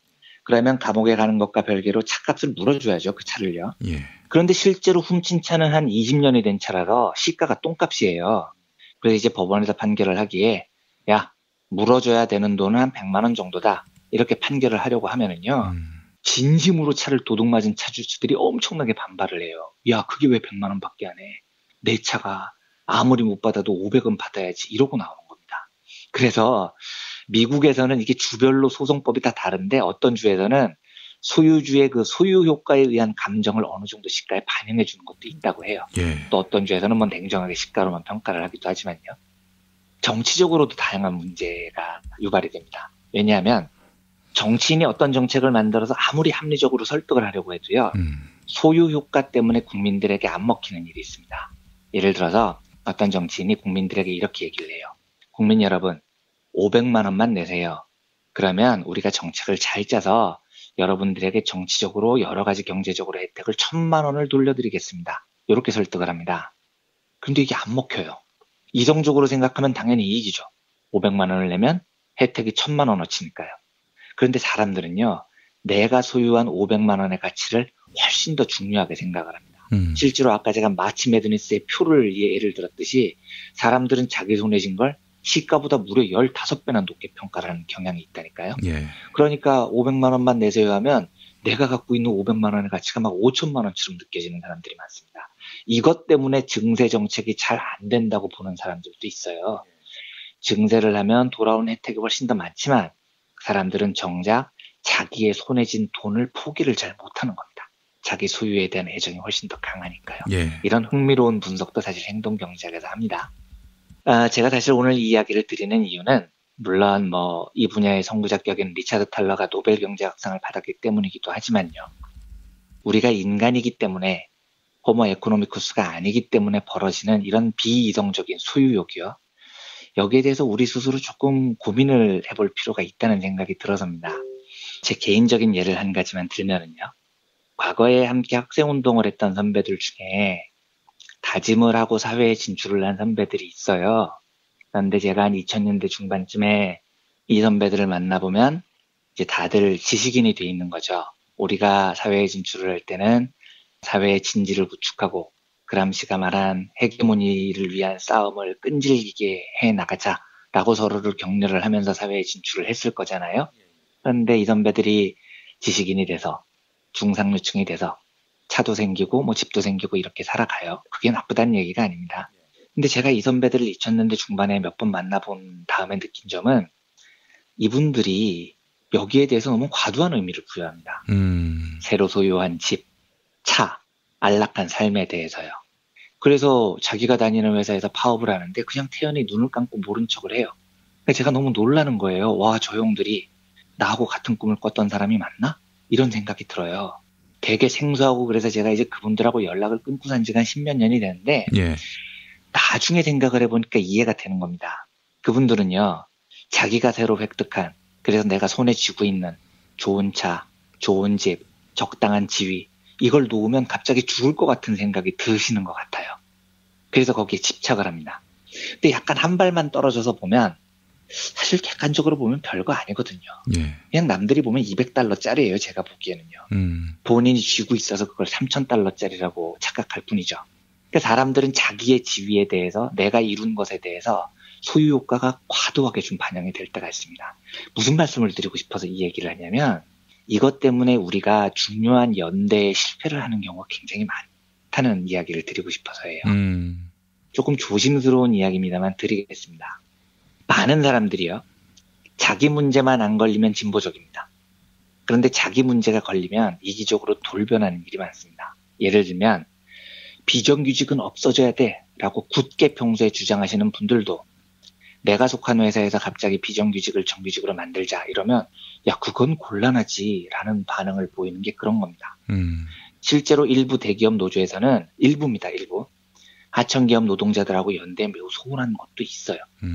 하청기업 노동자들의 대우가 좋아지면 우리 대우가 나빠질 거야 라는 조합원들의 우려가 실제하죠. 예. 근데 이게 소유 효과랑 딱 일치하는 이야기인지는 모르겠습니다만 사실 그게 별게 아니라는 겁니다. 연대를 통해서 비정규직 노동자들의 지위가 높아짐으로써 얻는 게 훨씬 더 많아요. 사실 우리 노동자들은요. 예. 그런데 당장 내 월급이 1, 20만 원 깎이는 거 그거 별거 아닌데도 그걸 붙잡고 그게 소중하게 생각이 되고 내가 갖고 있는 정규직이라는 지위를 놓고 싶지 않아지고 이렇기 때문에 정규직, 비정규직 간의 연대가 단절이 되는 일이 생각보다 굉장히 많습니다. 제가 조심스럽게 이 이야기를 덧붙이겠습니다. 예를 들면은요. 지금 학교 비정규직 노동자들의 정규직화를 위한 투쟁이 다양한 방면으로 지금 벌어지고 있죠. 그런데 여기에 대한 전교조의 입장이 어떤 걸까요? 전교조는 8월에 학교 비정규직 노동자들의 정규직 일괄 전환에 반대한다라는 입장을 중집에서 공식적으로 발표를 했어요. 예. 그리고 지난달에 열린 대의원대회 때 일부 대의원들이 이게 말이 되냐? 학교 비정규직 정규직 전환에 당연히 동의해야 되고 전교조는 비정규직 철폐를 위해서 투쟁한다고 명확히 하자라고 안건을 올렸습니다. 그런데 이 안건이 대의원대회에서 3분의 2가 넘는 반대로 부결이 됐습니다. 물론 제가 전교조 내에서 숱한 다양 논란이 있었던 걸 압니다. 그리고 찬반 양론의 논거도 매우 다양하고 층위도 복잡하다는 사실도 알아요. 그런데 제가 전교조 분들께 전교조 중집에 특히 여쭙고 싶은 건 이겁니다. 전교조의 원칙은 학교 안에 있는 모든 노동자는 정규직이어야 한다라는 거 아닌가요? 그게 전교조의 원칙입니다. 그렇다면 지금 전교조 중집이 유지하고 있는 학교 비정규직 노동자들의 정규직 일괄 전환에 반대하는 입장이 어떻게 해석이 되겠습니까? 그리고 실제 논의가 어떻게 되는 거랑 상관없이요. 사회적으로는 그게 어떻게 해석이 될까요? 실제로 조선일보에서도 그런 기사가 막 나오던데요. 전교조가 교사 공무원의 기득권 수호를 위해서 학교 비정규직을 외면하고 있다고 사회에서는 생각하지 않겠습니까? 그리고 만약에 많은 사람들이 그렇게 생각을 한다는 사실을 알고도 전교조 중집이 그런 결정을 내리고 유지를 하고 있다면 전교조가 사회적 약자가 돼서 투쟁을 할 때 어떤 명분으로 사회에 연대를 해달라고 손을 내밀 수 있겠습니까? 그러니까 제가 무슨 말씀을 드리고 싶냐면요. 실제로 이 이유 때문에 그렇게 결정된 건 아니지만 제가 알고 있기로 전교조 내부에서도 교사들의 현재 신분을 노동조합이 보호를 해줘야지 왜 이거를 해체하려고 하느냐라는 목소리가 있는 걸 저는 알고 있습니다. 그리고 그게 굉장히 큰 영향을 미쳤다고도 제가 듣고 있어요. 예. 근데 제가 말씀드리고 싶은 건요. 그게 별게 아니라는 겁니다. 예. 내가 정규직이 된 지위가 되게 소중해 보이죠. 내가 임용고시 패스해서 올라온 것도 되게 소중하게 여겨지죠. 내가 고생한 게 다 기억이 되죠. 북받침이 있죠. 중요해요. 중요한데 알겠는데요. 조금 냉정하게 말씀드리면 내가 쥐고 있기 때문에 소중하게 느껴질 수도 있어요. 그래서 한 걸음 탁 떨어져서 생각을 해보십시오. 그러면 보일지도 모릅니다. 내가 소유한 정규직이라는 지위 이거를 나 혼자서 꼭 쥐고 있는 것보다 그 지위를 비정규직 노동자들과 공유하는 것. 그래서 비정규직 노동자들에게 정규직 지위를 함께 나눠주는 것. 그 연대를 통해서 사회의 비정규직 지위자들을 올리고 사회의 불평등을 해소하는 것. 한국 사회가 진보하는 것. 그게 지금 전교조 혹은 다른 곳에 있는 정규직 노동자들에게도 훨씬 도움이 된다는 사실이 아마 보일 겁니다. 네. 제가 이 문제를 단순화시키기에는 가벼운 이야기가 아니어서 이 이야기는 여기까지 하겠습니다만 리차드 탈러가 말하는 소유효과가 우리에게 주는 가르침은요. 예. 실제로 우리가 손에 쥐고 있는 걸 가볍게 포기를 하면 훨씬 더 많은 걸 얻을 수 있는 경우가 많아요. 예. 그런데 우리는 우리가 당장 손에 쥐고 있는 게 너무 소중해서 더 큰 것을 놓치는 일이 많습니다. 그래서 이것 때문에 연대가 깨지고 정규직과 비정규직 사이에 갈등이 생기고 우리 피지배자 계급들이 분열을 합니다. 그래서 그 얘기를 드리고 싶습니다. 우리가 손에 쥐고 있다는 이유로 비합리적인 선택을 하는 일을 줄여나가야 돼요. 그리고 내 손에 쥔 것을 조금 내놓더라도 그것이 연대를 통해서 더 많은 이익과 진보를 가져올 수 있다면 기꺼이 그 일을 해야 됩니다. 그리고 그걸 서로에게 인식시키면서 살아나갔으면 좋겠습니다. 이런 생각이 들어서 오늘은 월요경제학으로 소유효과에 대한 이야기를 드렸습니다. 예, 소유효과. 머릿속에 새겨두겠습니다. 참 함께 공동체로서 사는 것이 쉽지 않네요. 그렇습니다. 네. 우리는 서로 동등하지 않다. 이런 것들을 하나의 어떤 상식으로 강요받는 세상. 예, 이 세상을 깰 주체는 바로 우리들 아니겠습니까? 그렇습니다. 그렇습니다. 네. 오늘 이완배 기자님의 말씀 우리가 새겨 들었으면 좋겠습니다. 예, 자 이완배 기자님 수고하셨습니다. 네, 감사합니다.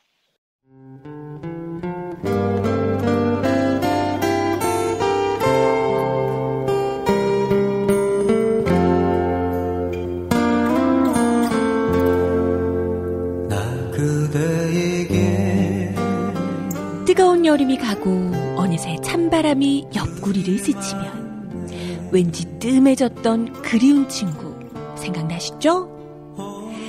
몇 년 만에 만나도 바로 어제 본 것 같은 말 안 해도 내 마음 누구보다 잘 알아주던 속 깊고 다정한 친구 다 있잖아요. 마치 민중의 소리 같은? 이렇게 마음 맞는 친구랑 뜨거운 국물에 소주 한 잔이면 같이 할까요? 당신의 든든한 절친 민중의 소리가 오늘도 당신을 응원합니다.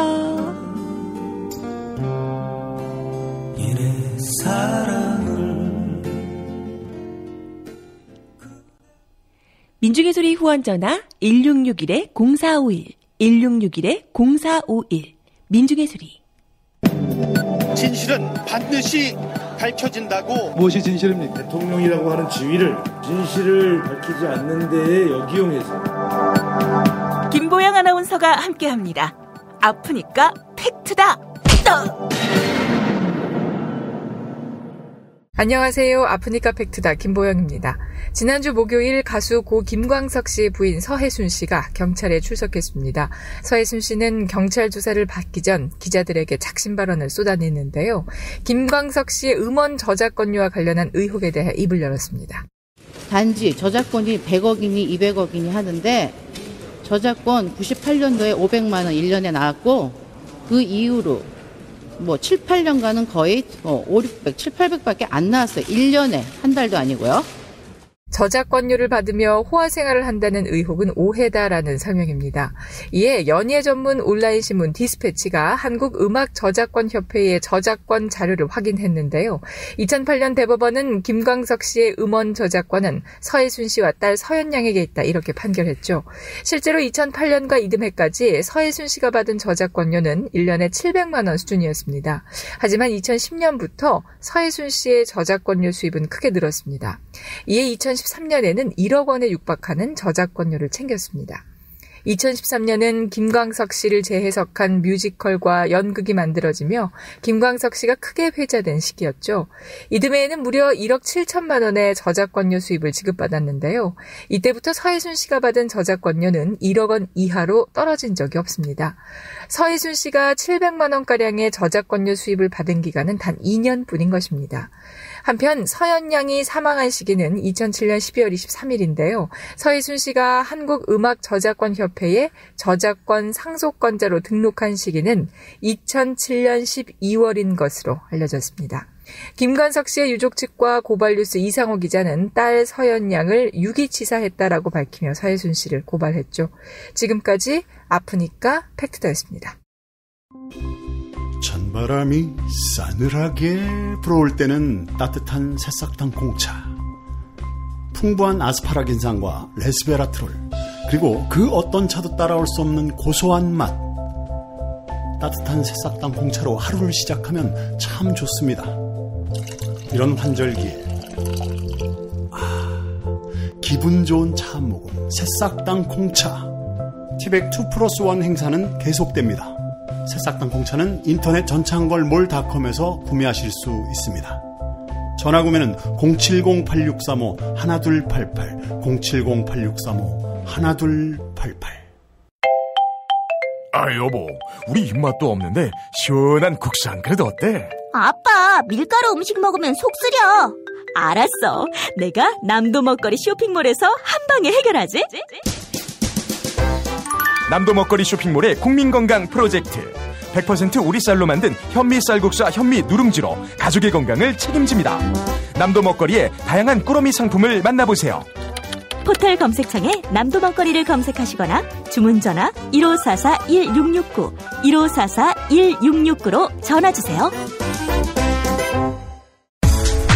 운전자를 위한 꿀팁 7,000원 운전자 보험 카페. 알고 계세요? 교통사고가 나면 형사합의금, 벌금, 변호사 비용 이거 자동차 보험에서는 보장 못해요.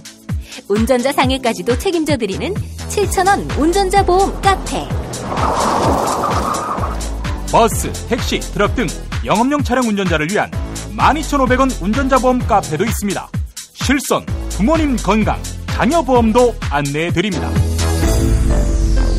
02849-9730 연중 무휴라 언제든 02849-9730. 어머님, 아버님 오래오래 건강하세요. 개업 축하합니다. 온세다 잠드소서. 결혼을 축하합니다. 형부, 우리 언니 반품은 안 됩니다. 차장 승진하신 주과장님, 주차장 되신 거 축하해요. 우리 같이 산 게 벌써 7년이나 됐네. 썩 짜릿했던 시간이었어. 태어나서 처음으로 여자에게 보내는 꽃이야. 너랑 닮은 꽃. 생일 축하해. 사랑과 축하, 위로가 있는 곳에 좋은 사람과 플라워. 1566-0263 1566-0263입니다.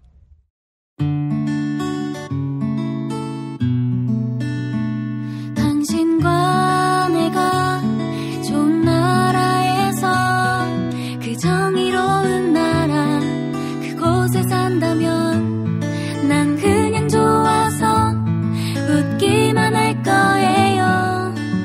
당신의 뉴스 보좌관 김용민 브리핑.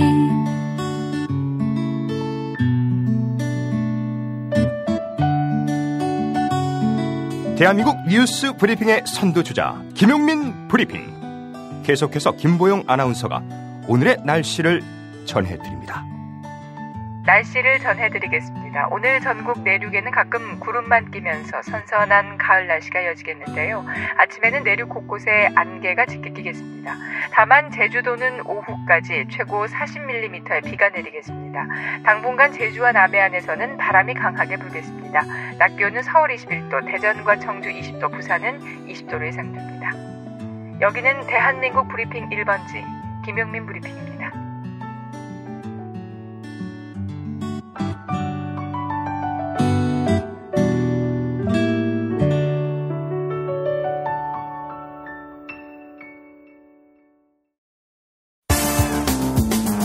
오늘을 읽는 책, 문학평론가인 국민대학교 국문학과 정선태 교수와 함께합니다. 정선태 교수님과 함께하겠습니다. 교수님.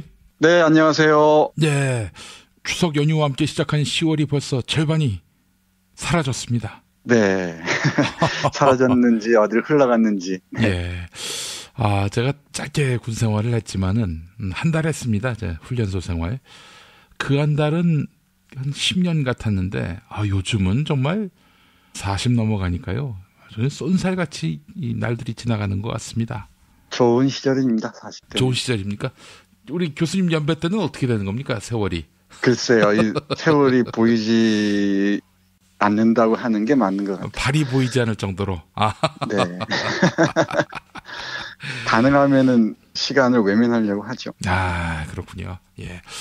지금 뭔가 눈에 보일 때 시간이란 몸체의 발이 보일 때 열심히 살아야겠다는 생각이 듭니다. 예.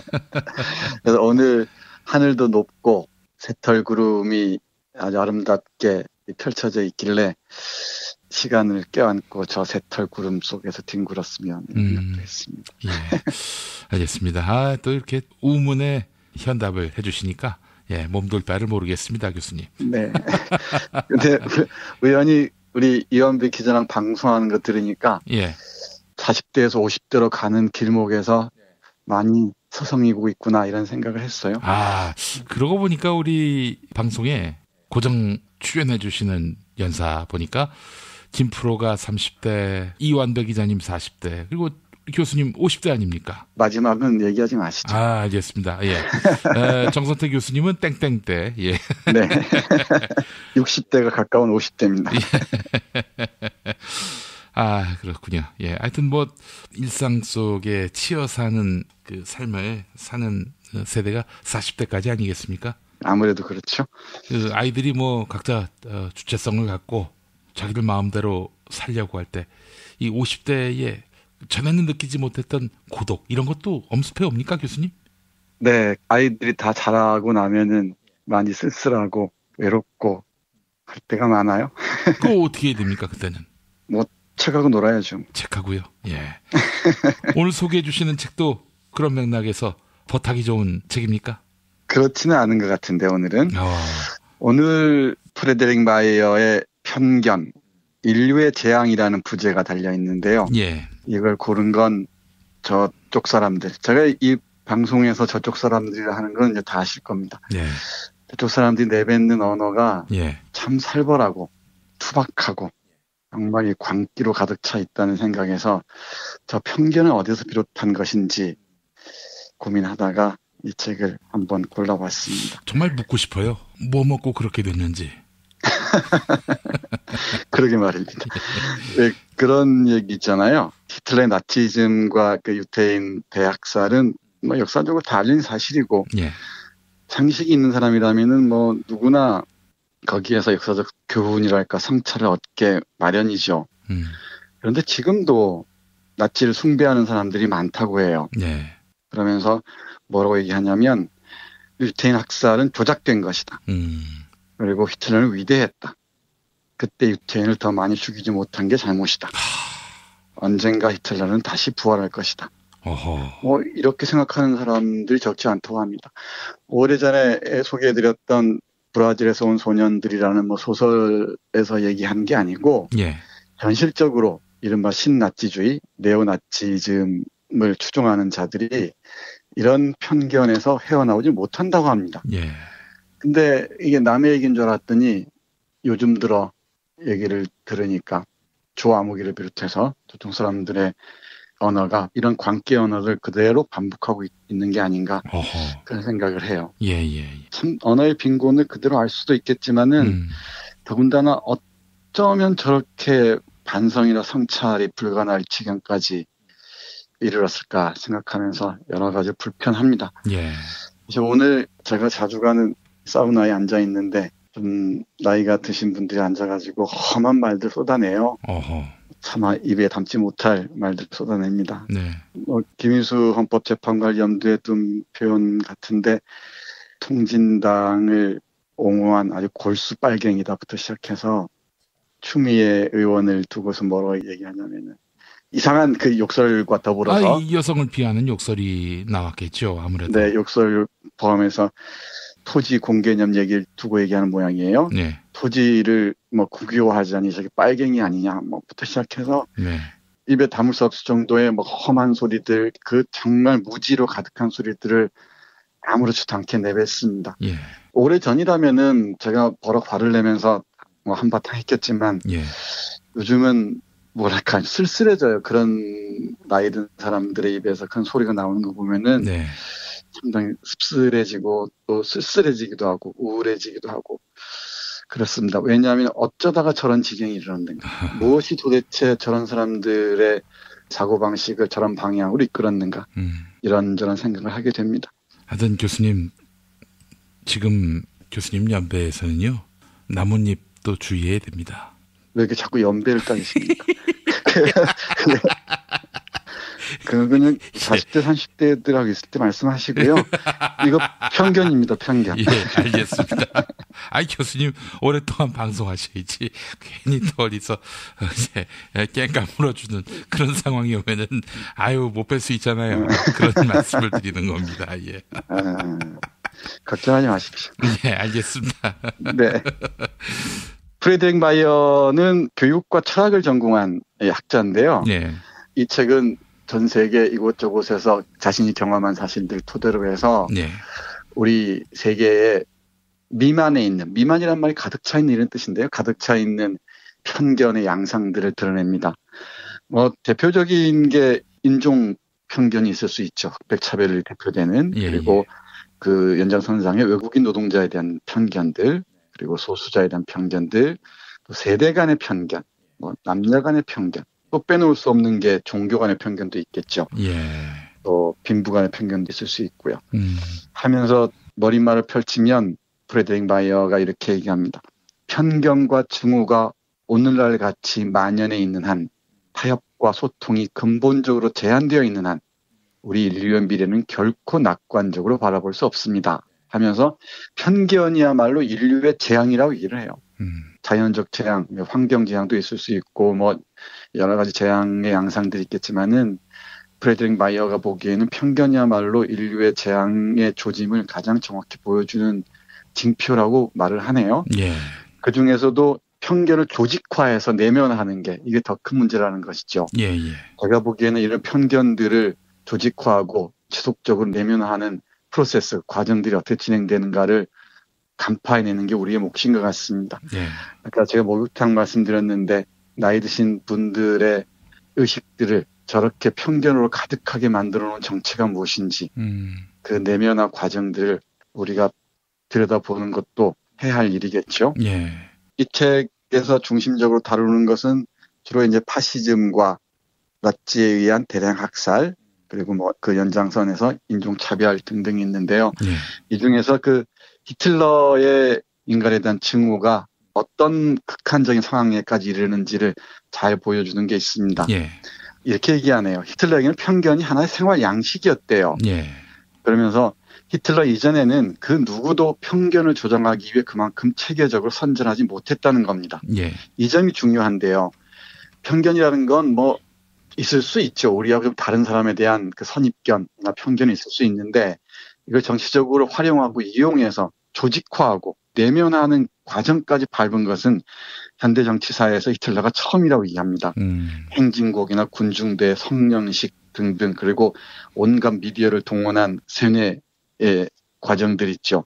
이것들이 편견들 더 확산해 나갔고 그리고 끊임없이 속죄양들을 만들어냈고요. 그러면서 그때마다 거짓말을 동원했다는 겁니다. 히틀러의 거짓말이 아주 많이 있는데 그중에 하나가 여러분들은 생각을 하지 말아야 한다. 그리고 여러분은 감정을 강화하기에 샌드백이 필요하다. 이때 감정이란 증오의 감정이겠죠. 예, 예. 그리고 여러분은 공격성을 부담스러워할 필요가 없다.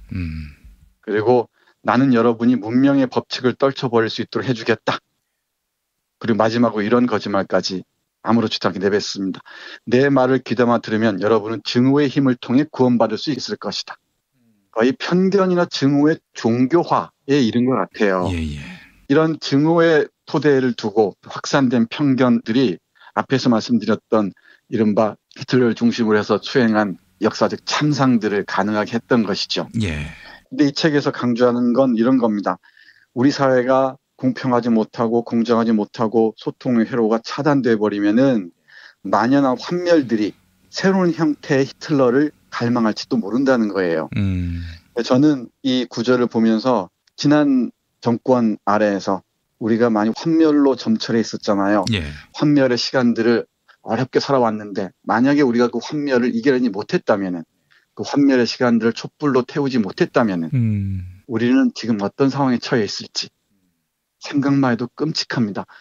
지금 저렇게 쏟아지는 과거의 조작들, 거짓말들을 우리 보면서 정말 끔찍하지 않습니까? 저런 것들이 차곡차곡 쌓여서 우리를 얼마나 옥죄했을지 정말 꿈에 나타날까 봐 두려울 정도입니다. 그래서 우리 김 PD가 계속 얘기하시듯이 촛불이 혁명이야말로 어쩌면 구원일지도 모르고요. 그리고 언젠가 말씀하셨듯이 우리 다음 세대에게 물려줄 최고의 유산일지도 모르겠다는 생각을 해요. 예. 그렇다고 해서 편견을 그냥 막연히 바라보고 있을 수만은 없죠. 예. 이 저자가 계속해서 강조하는 건 그럼에도 끊임없이 우리는 대화를, 소통을 추구해 나간다는 겁니다. 예.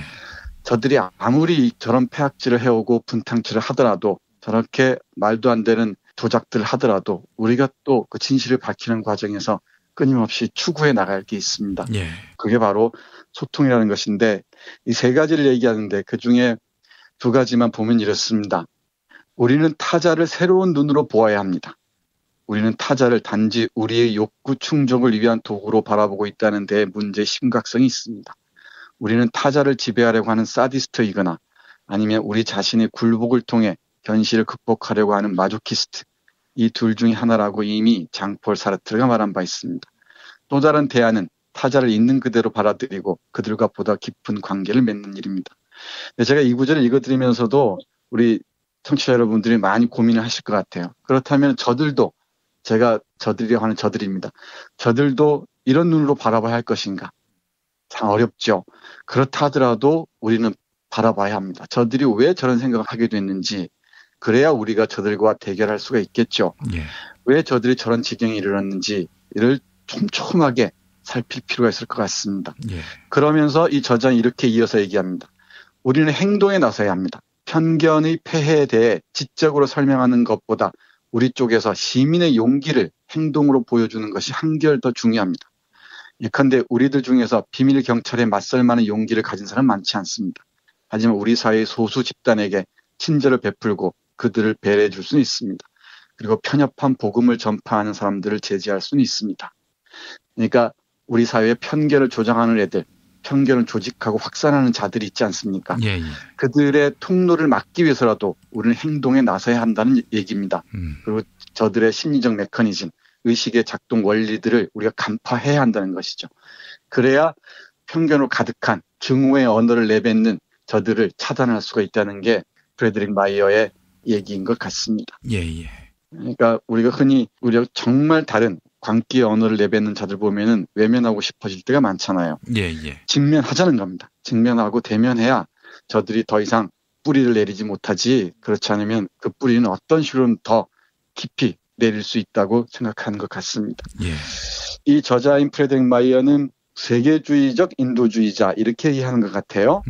하면서 맨 마지막쯤에 가면은 사랑과 관용을 얘기하는데 아름다운 문장입니다. 사랑이 그냥 이 말로 내뱉는 사랑이 아니고 실천을 동반하는, 그리고 이 편견을 하나씩 뿌리 뽑아가는 그런 사랑으로 받아들여 주시면 좋을 것 같습니다. 예. 요 구절 한번 읽어보겠습니다. 예.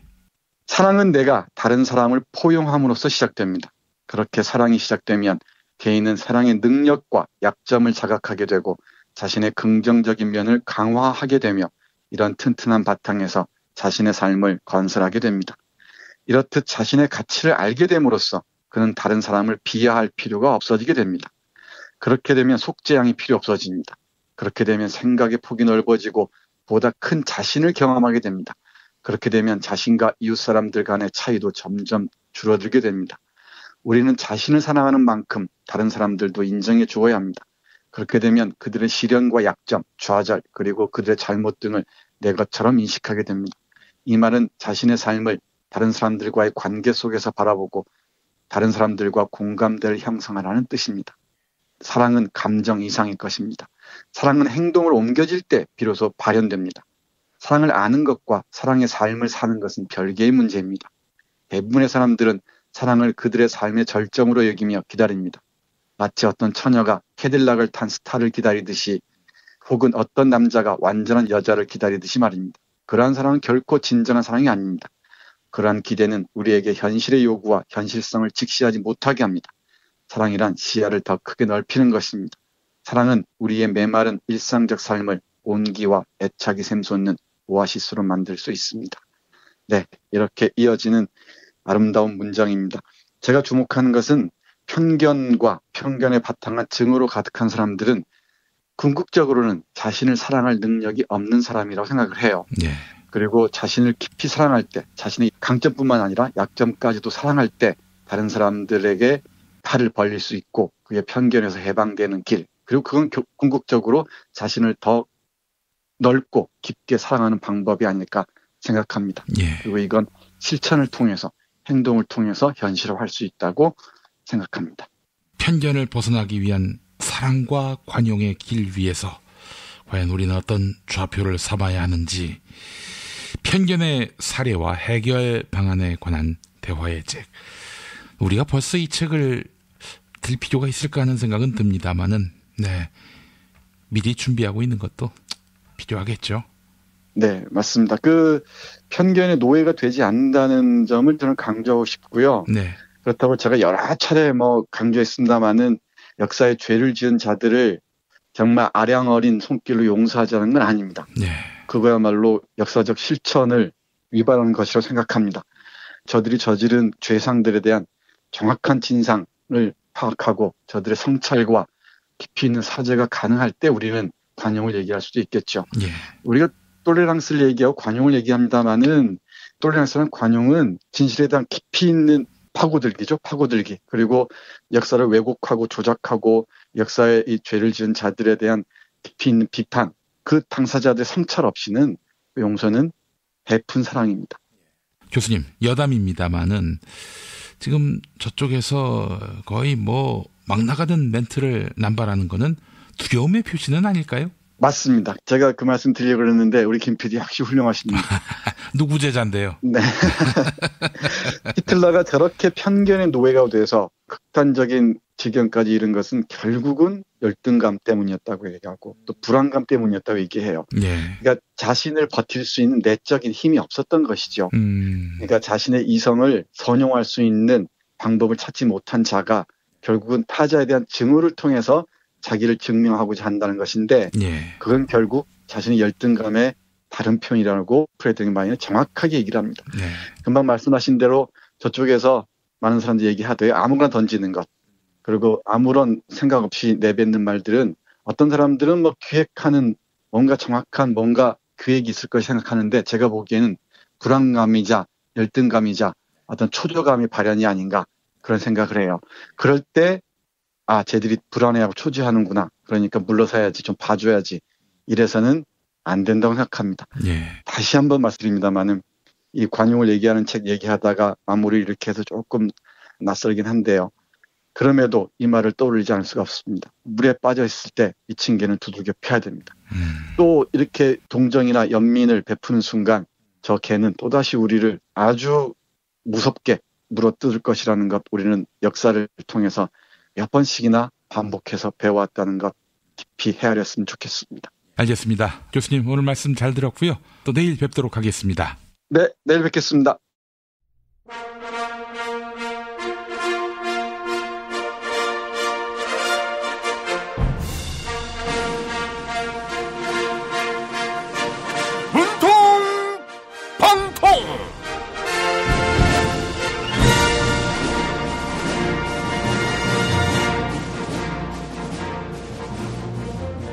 네, 오늘도 문과 안 나오셨습니다. 반갑습니다. 대통령 문재인입니다. 세계 5대 영화제인 부산국제영화제 참석했습니다. 현직 대통령이 부산국제영화제에서 영화를 관람한 거 처음 있는 일이라고 하지요. 배우들과 굴짬뽕은 왜 먹었습니까? 탕수육도 먹었다고 하던데 그 관계자들하고 다 같이 식사한 것이죠. 안 대표님, 그 굴짬뽕이 중요합니까? 부산국제영화제 앞으로 지원은 하되 간섭하지 않겠다. 이렇게 말한 것이 중요하죠. 부산국제영화제 자유한국당 소속 서병수 부산시장이 다 망쳐놓지 않았습니까? 연정은 우리 국민의당에게 제안하고 식사 대접은 왜 영화 관계자들한테 합니까? 정말 한마디만 하겠습니다. 장난질을 멈추십시오. 그 더불어민주당이 연정 제안을 한 거 사실이 아니다. 이렇게 부인했죠.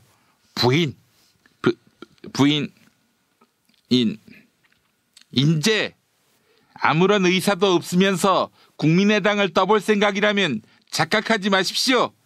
연정 제안을 거부한다고 국민의당의 인재라도 빼간다면 정말 짐승만도 못한 행동이 될 것입니다. 열받으니깐 오늘도 폭탄주나 열전 마셔야겠습니다. 아참, 술안주는 역시 알싸한 홍어가 제격입니다. 전통 재래 방식으로 숙성시켜서 맛과 품질이 우수하고요. 단계별 숙성으로 다양하게 부담 없이 즐길 수 있습니다. 포털 사이트에서 알싸한 홍어 찾아주시면 됩니다. 네, 부인에서 인재. 안 대표님이 끝말잇기를 시작했네요. 자, 대통령님 받아주시죠. 그 인재요. 재앙. 아이고, 그 국민의당에 인재가 누가 있습니까? 국민의당 의원들이 복당한다면 그것은 바로 재앙이죠. 국민의당 이용주 의원은 김희수 헌법재판소장 권한대행이 위장된 헌재소장이다. 이렇게 말하면서 국정감사 보이콧 의사를 내비쳤는데요. 김희수 대행 헌법재판소법에 의해서 선출된 것이죠. 상황이 이런데도 억지를 부리는 이용주 의원, 그 법조인 출신 맞습니까? 앙심. 그런 주장은 도널드 트럼프 미국 대통령을 따라하는 것 같습니다. 입법부와 사법부 위에 대통령이 군림하겠다는 거 아닙니까? 더불어민주당에서 탈당한 인재들이 국민의당을 만들었다고 해서 우리한테 앙심 품으면 안 됩니다. 앙심이라. 심판. 안 대표. 그래 말만 해갖고는 그 불의한 문재인 정권을 심판할 수 없어요. 그 노무현 전 대통령 부인 권양숙 여사하고 그 가족들을 고발했습니다. 노무현 전 대통령 일가가 뇌물 받았다는 의혹, 이거 제대로 수사해야죠.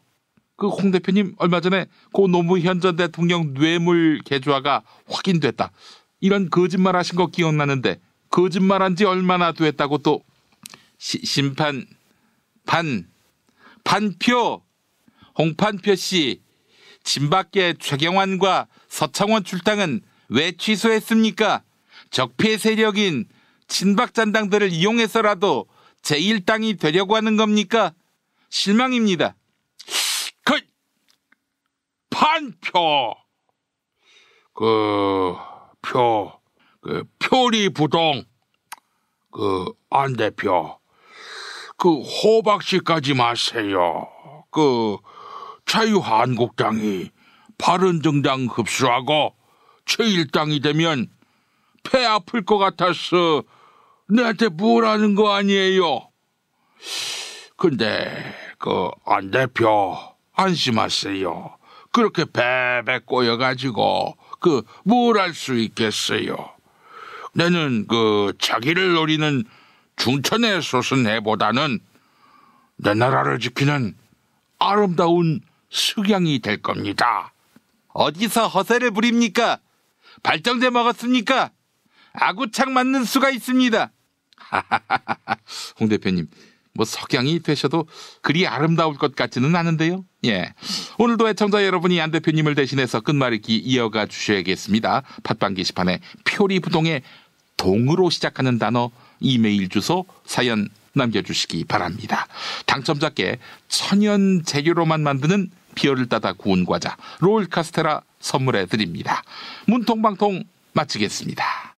탄핵 때문에 이야기를 전달을 하려고 해도 길을 막고 듣질 않아요.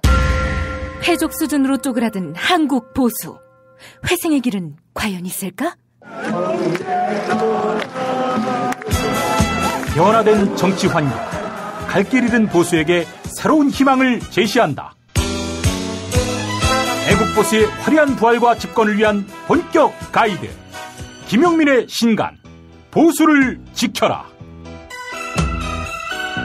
진중권도 투표하는 보수 정당, 광주에서도 일당이 될 수 있는 보수 정당, 젊은이들의 입당이 줄을 잇는 보수 정당. 언제까지 민주당 정의당을 부러워만 할 것인가? 부러우면 진다니까? 자유한국당 당원 김용민이 쓴 보수를 지켜라. 이김에서 나왔습니다. 이준호동 희망센터 이사 권영국 변호사입니다. 이준호동 희망센터는 동남아시아 저개발 국가의 이주노동자들과 함께하고 있습니다. 시골 오지 마을에 학교를 만들고 마을 주민들이 공동체를 이루어 운영하도록 돕습니다. 포털 검색창이나 페이스북에서 이주노동 희망센터를 검색하시어 후원회원이 되어주세요.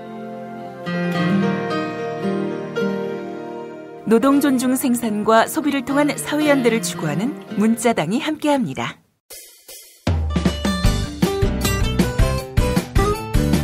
뉴스포렌메리 순서입니다. 팔로워 87만이 넘는 김용민 트위터 계정에서는 매일 설문조사가 진행되고 있습니다. 지난 대선 기간부터 진보 언론에 대한 비판 여론이 강하게 조성됐습니다. 비판 대상으로는 한겨레와 경향신문 그리고 오마이뉴스가 꼽히고 있는데요. 이들을 묶어서 한경오라고 하지요.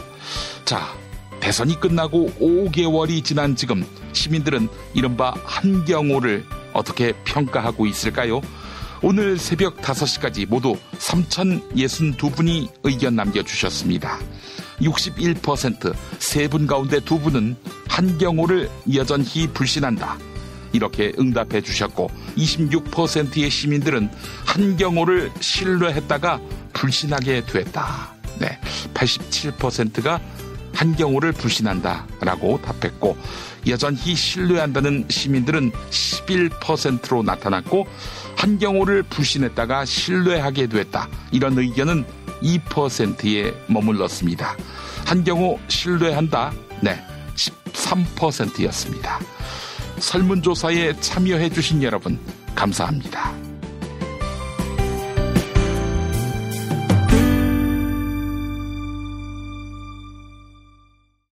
팟캐스트 포털 팟빵에 김용민 브리핑 게시판에 올라온 사연 읽어보겠습니다. 헨슨 씨님, 오큐파이 풀뿌리에서 선대인 소장이 부동산 문제의 핵심을 짚은 것 같습니다. 아파트 짓기 경쟁, 난개발은 탐욕의 광풍일 뿐입니다. 라고 해주셨습니다. 매주 금요일 지방선거 기획 오큐파이 풀뿌리 여러분 많이 애청해 주시기 바랍니다. 예정대로 깨깨 망할 쥐방님, 자부심과 사명감으로 빛나던 문화방송의 모습을 다시 보고 싶습니다. 라고 해주셨고, 저수지 게임 영화님, 다음 검색어 순위에서 다스가 몇 시간째 1위를 차지하고 있습니다. 다스는 누구 겁니까? 네, 다스가 누구 건지 모르십니까? 네, 2017년 10월 16일 월요일 김용민 브리핑 모두 마치겠습니다. 애청해 주신 여러분 감사합니다.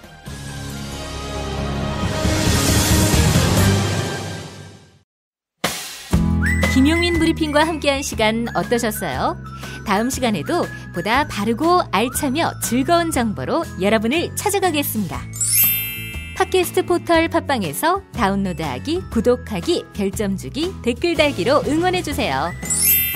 잊지 마세요. 다운로드하기, 구독하기, 별점 주기, 댓글 달기.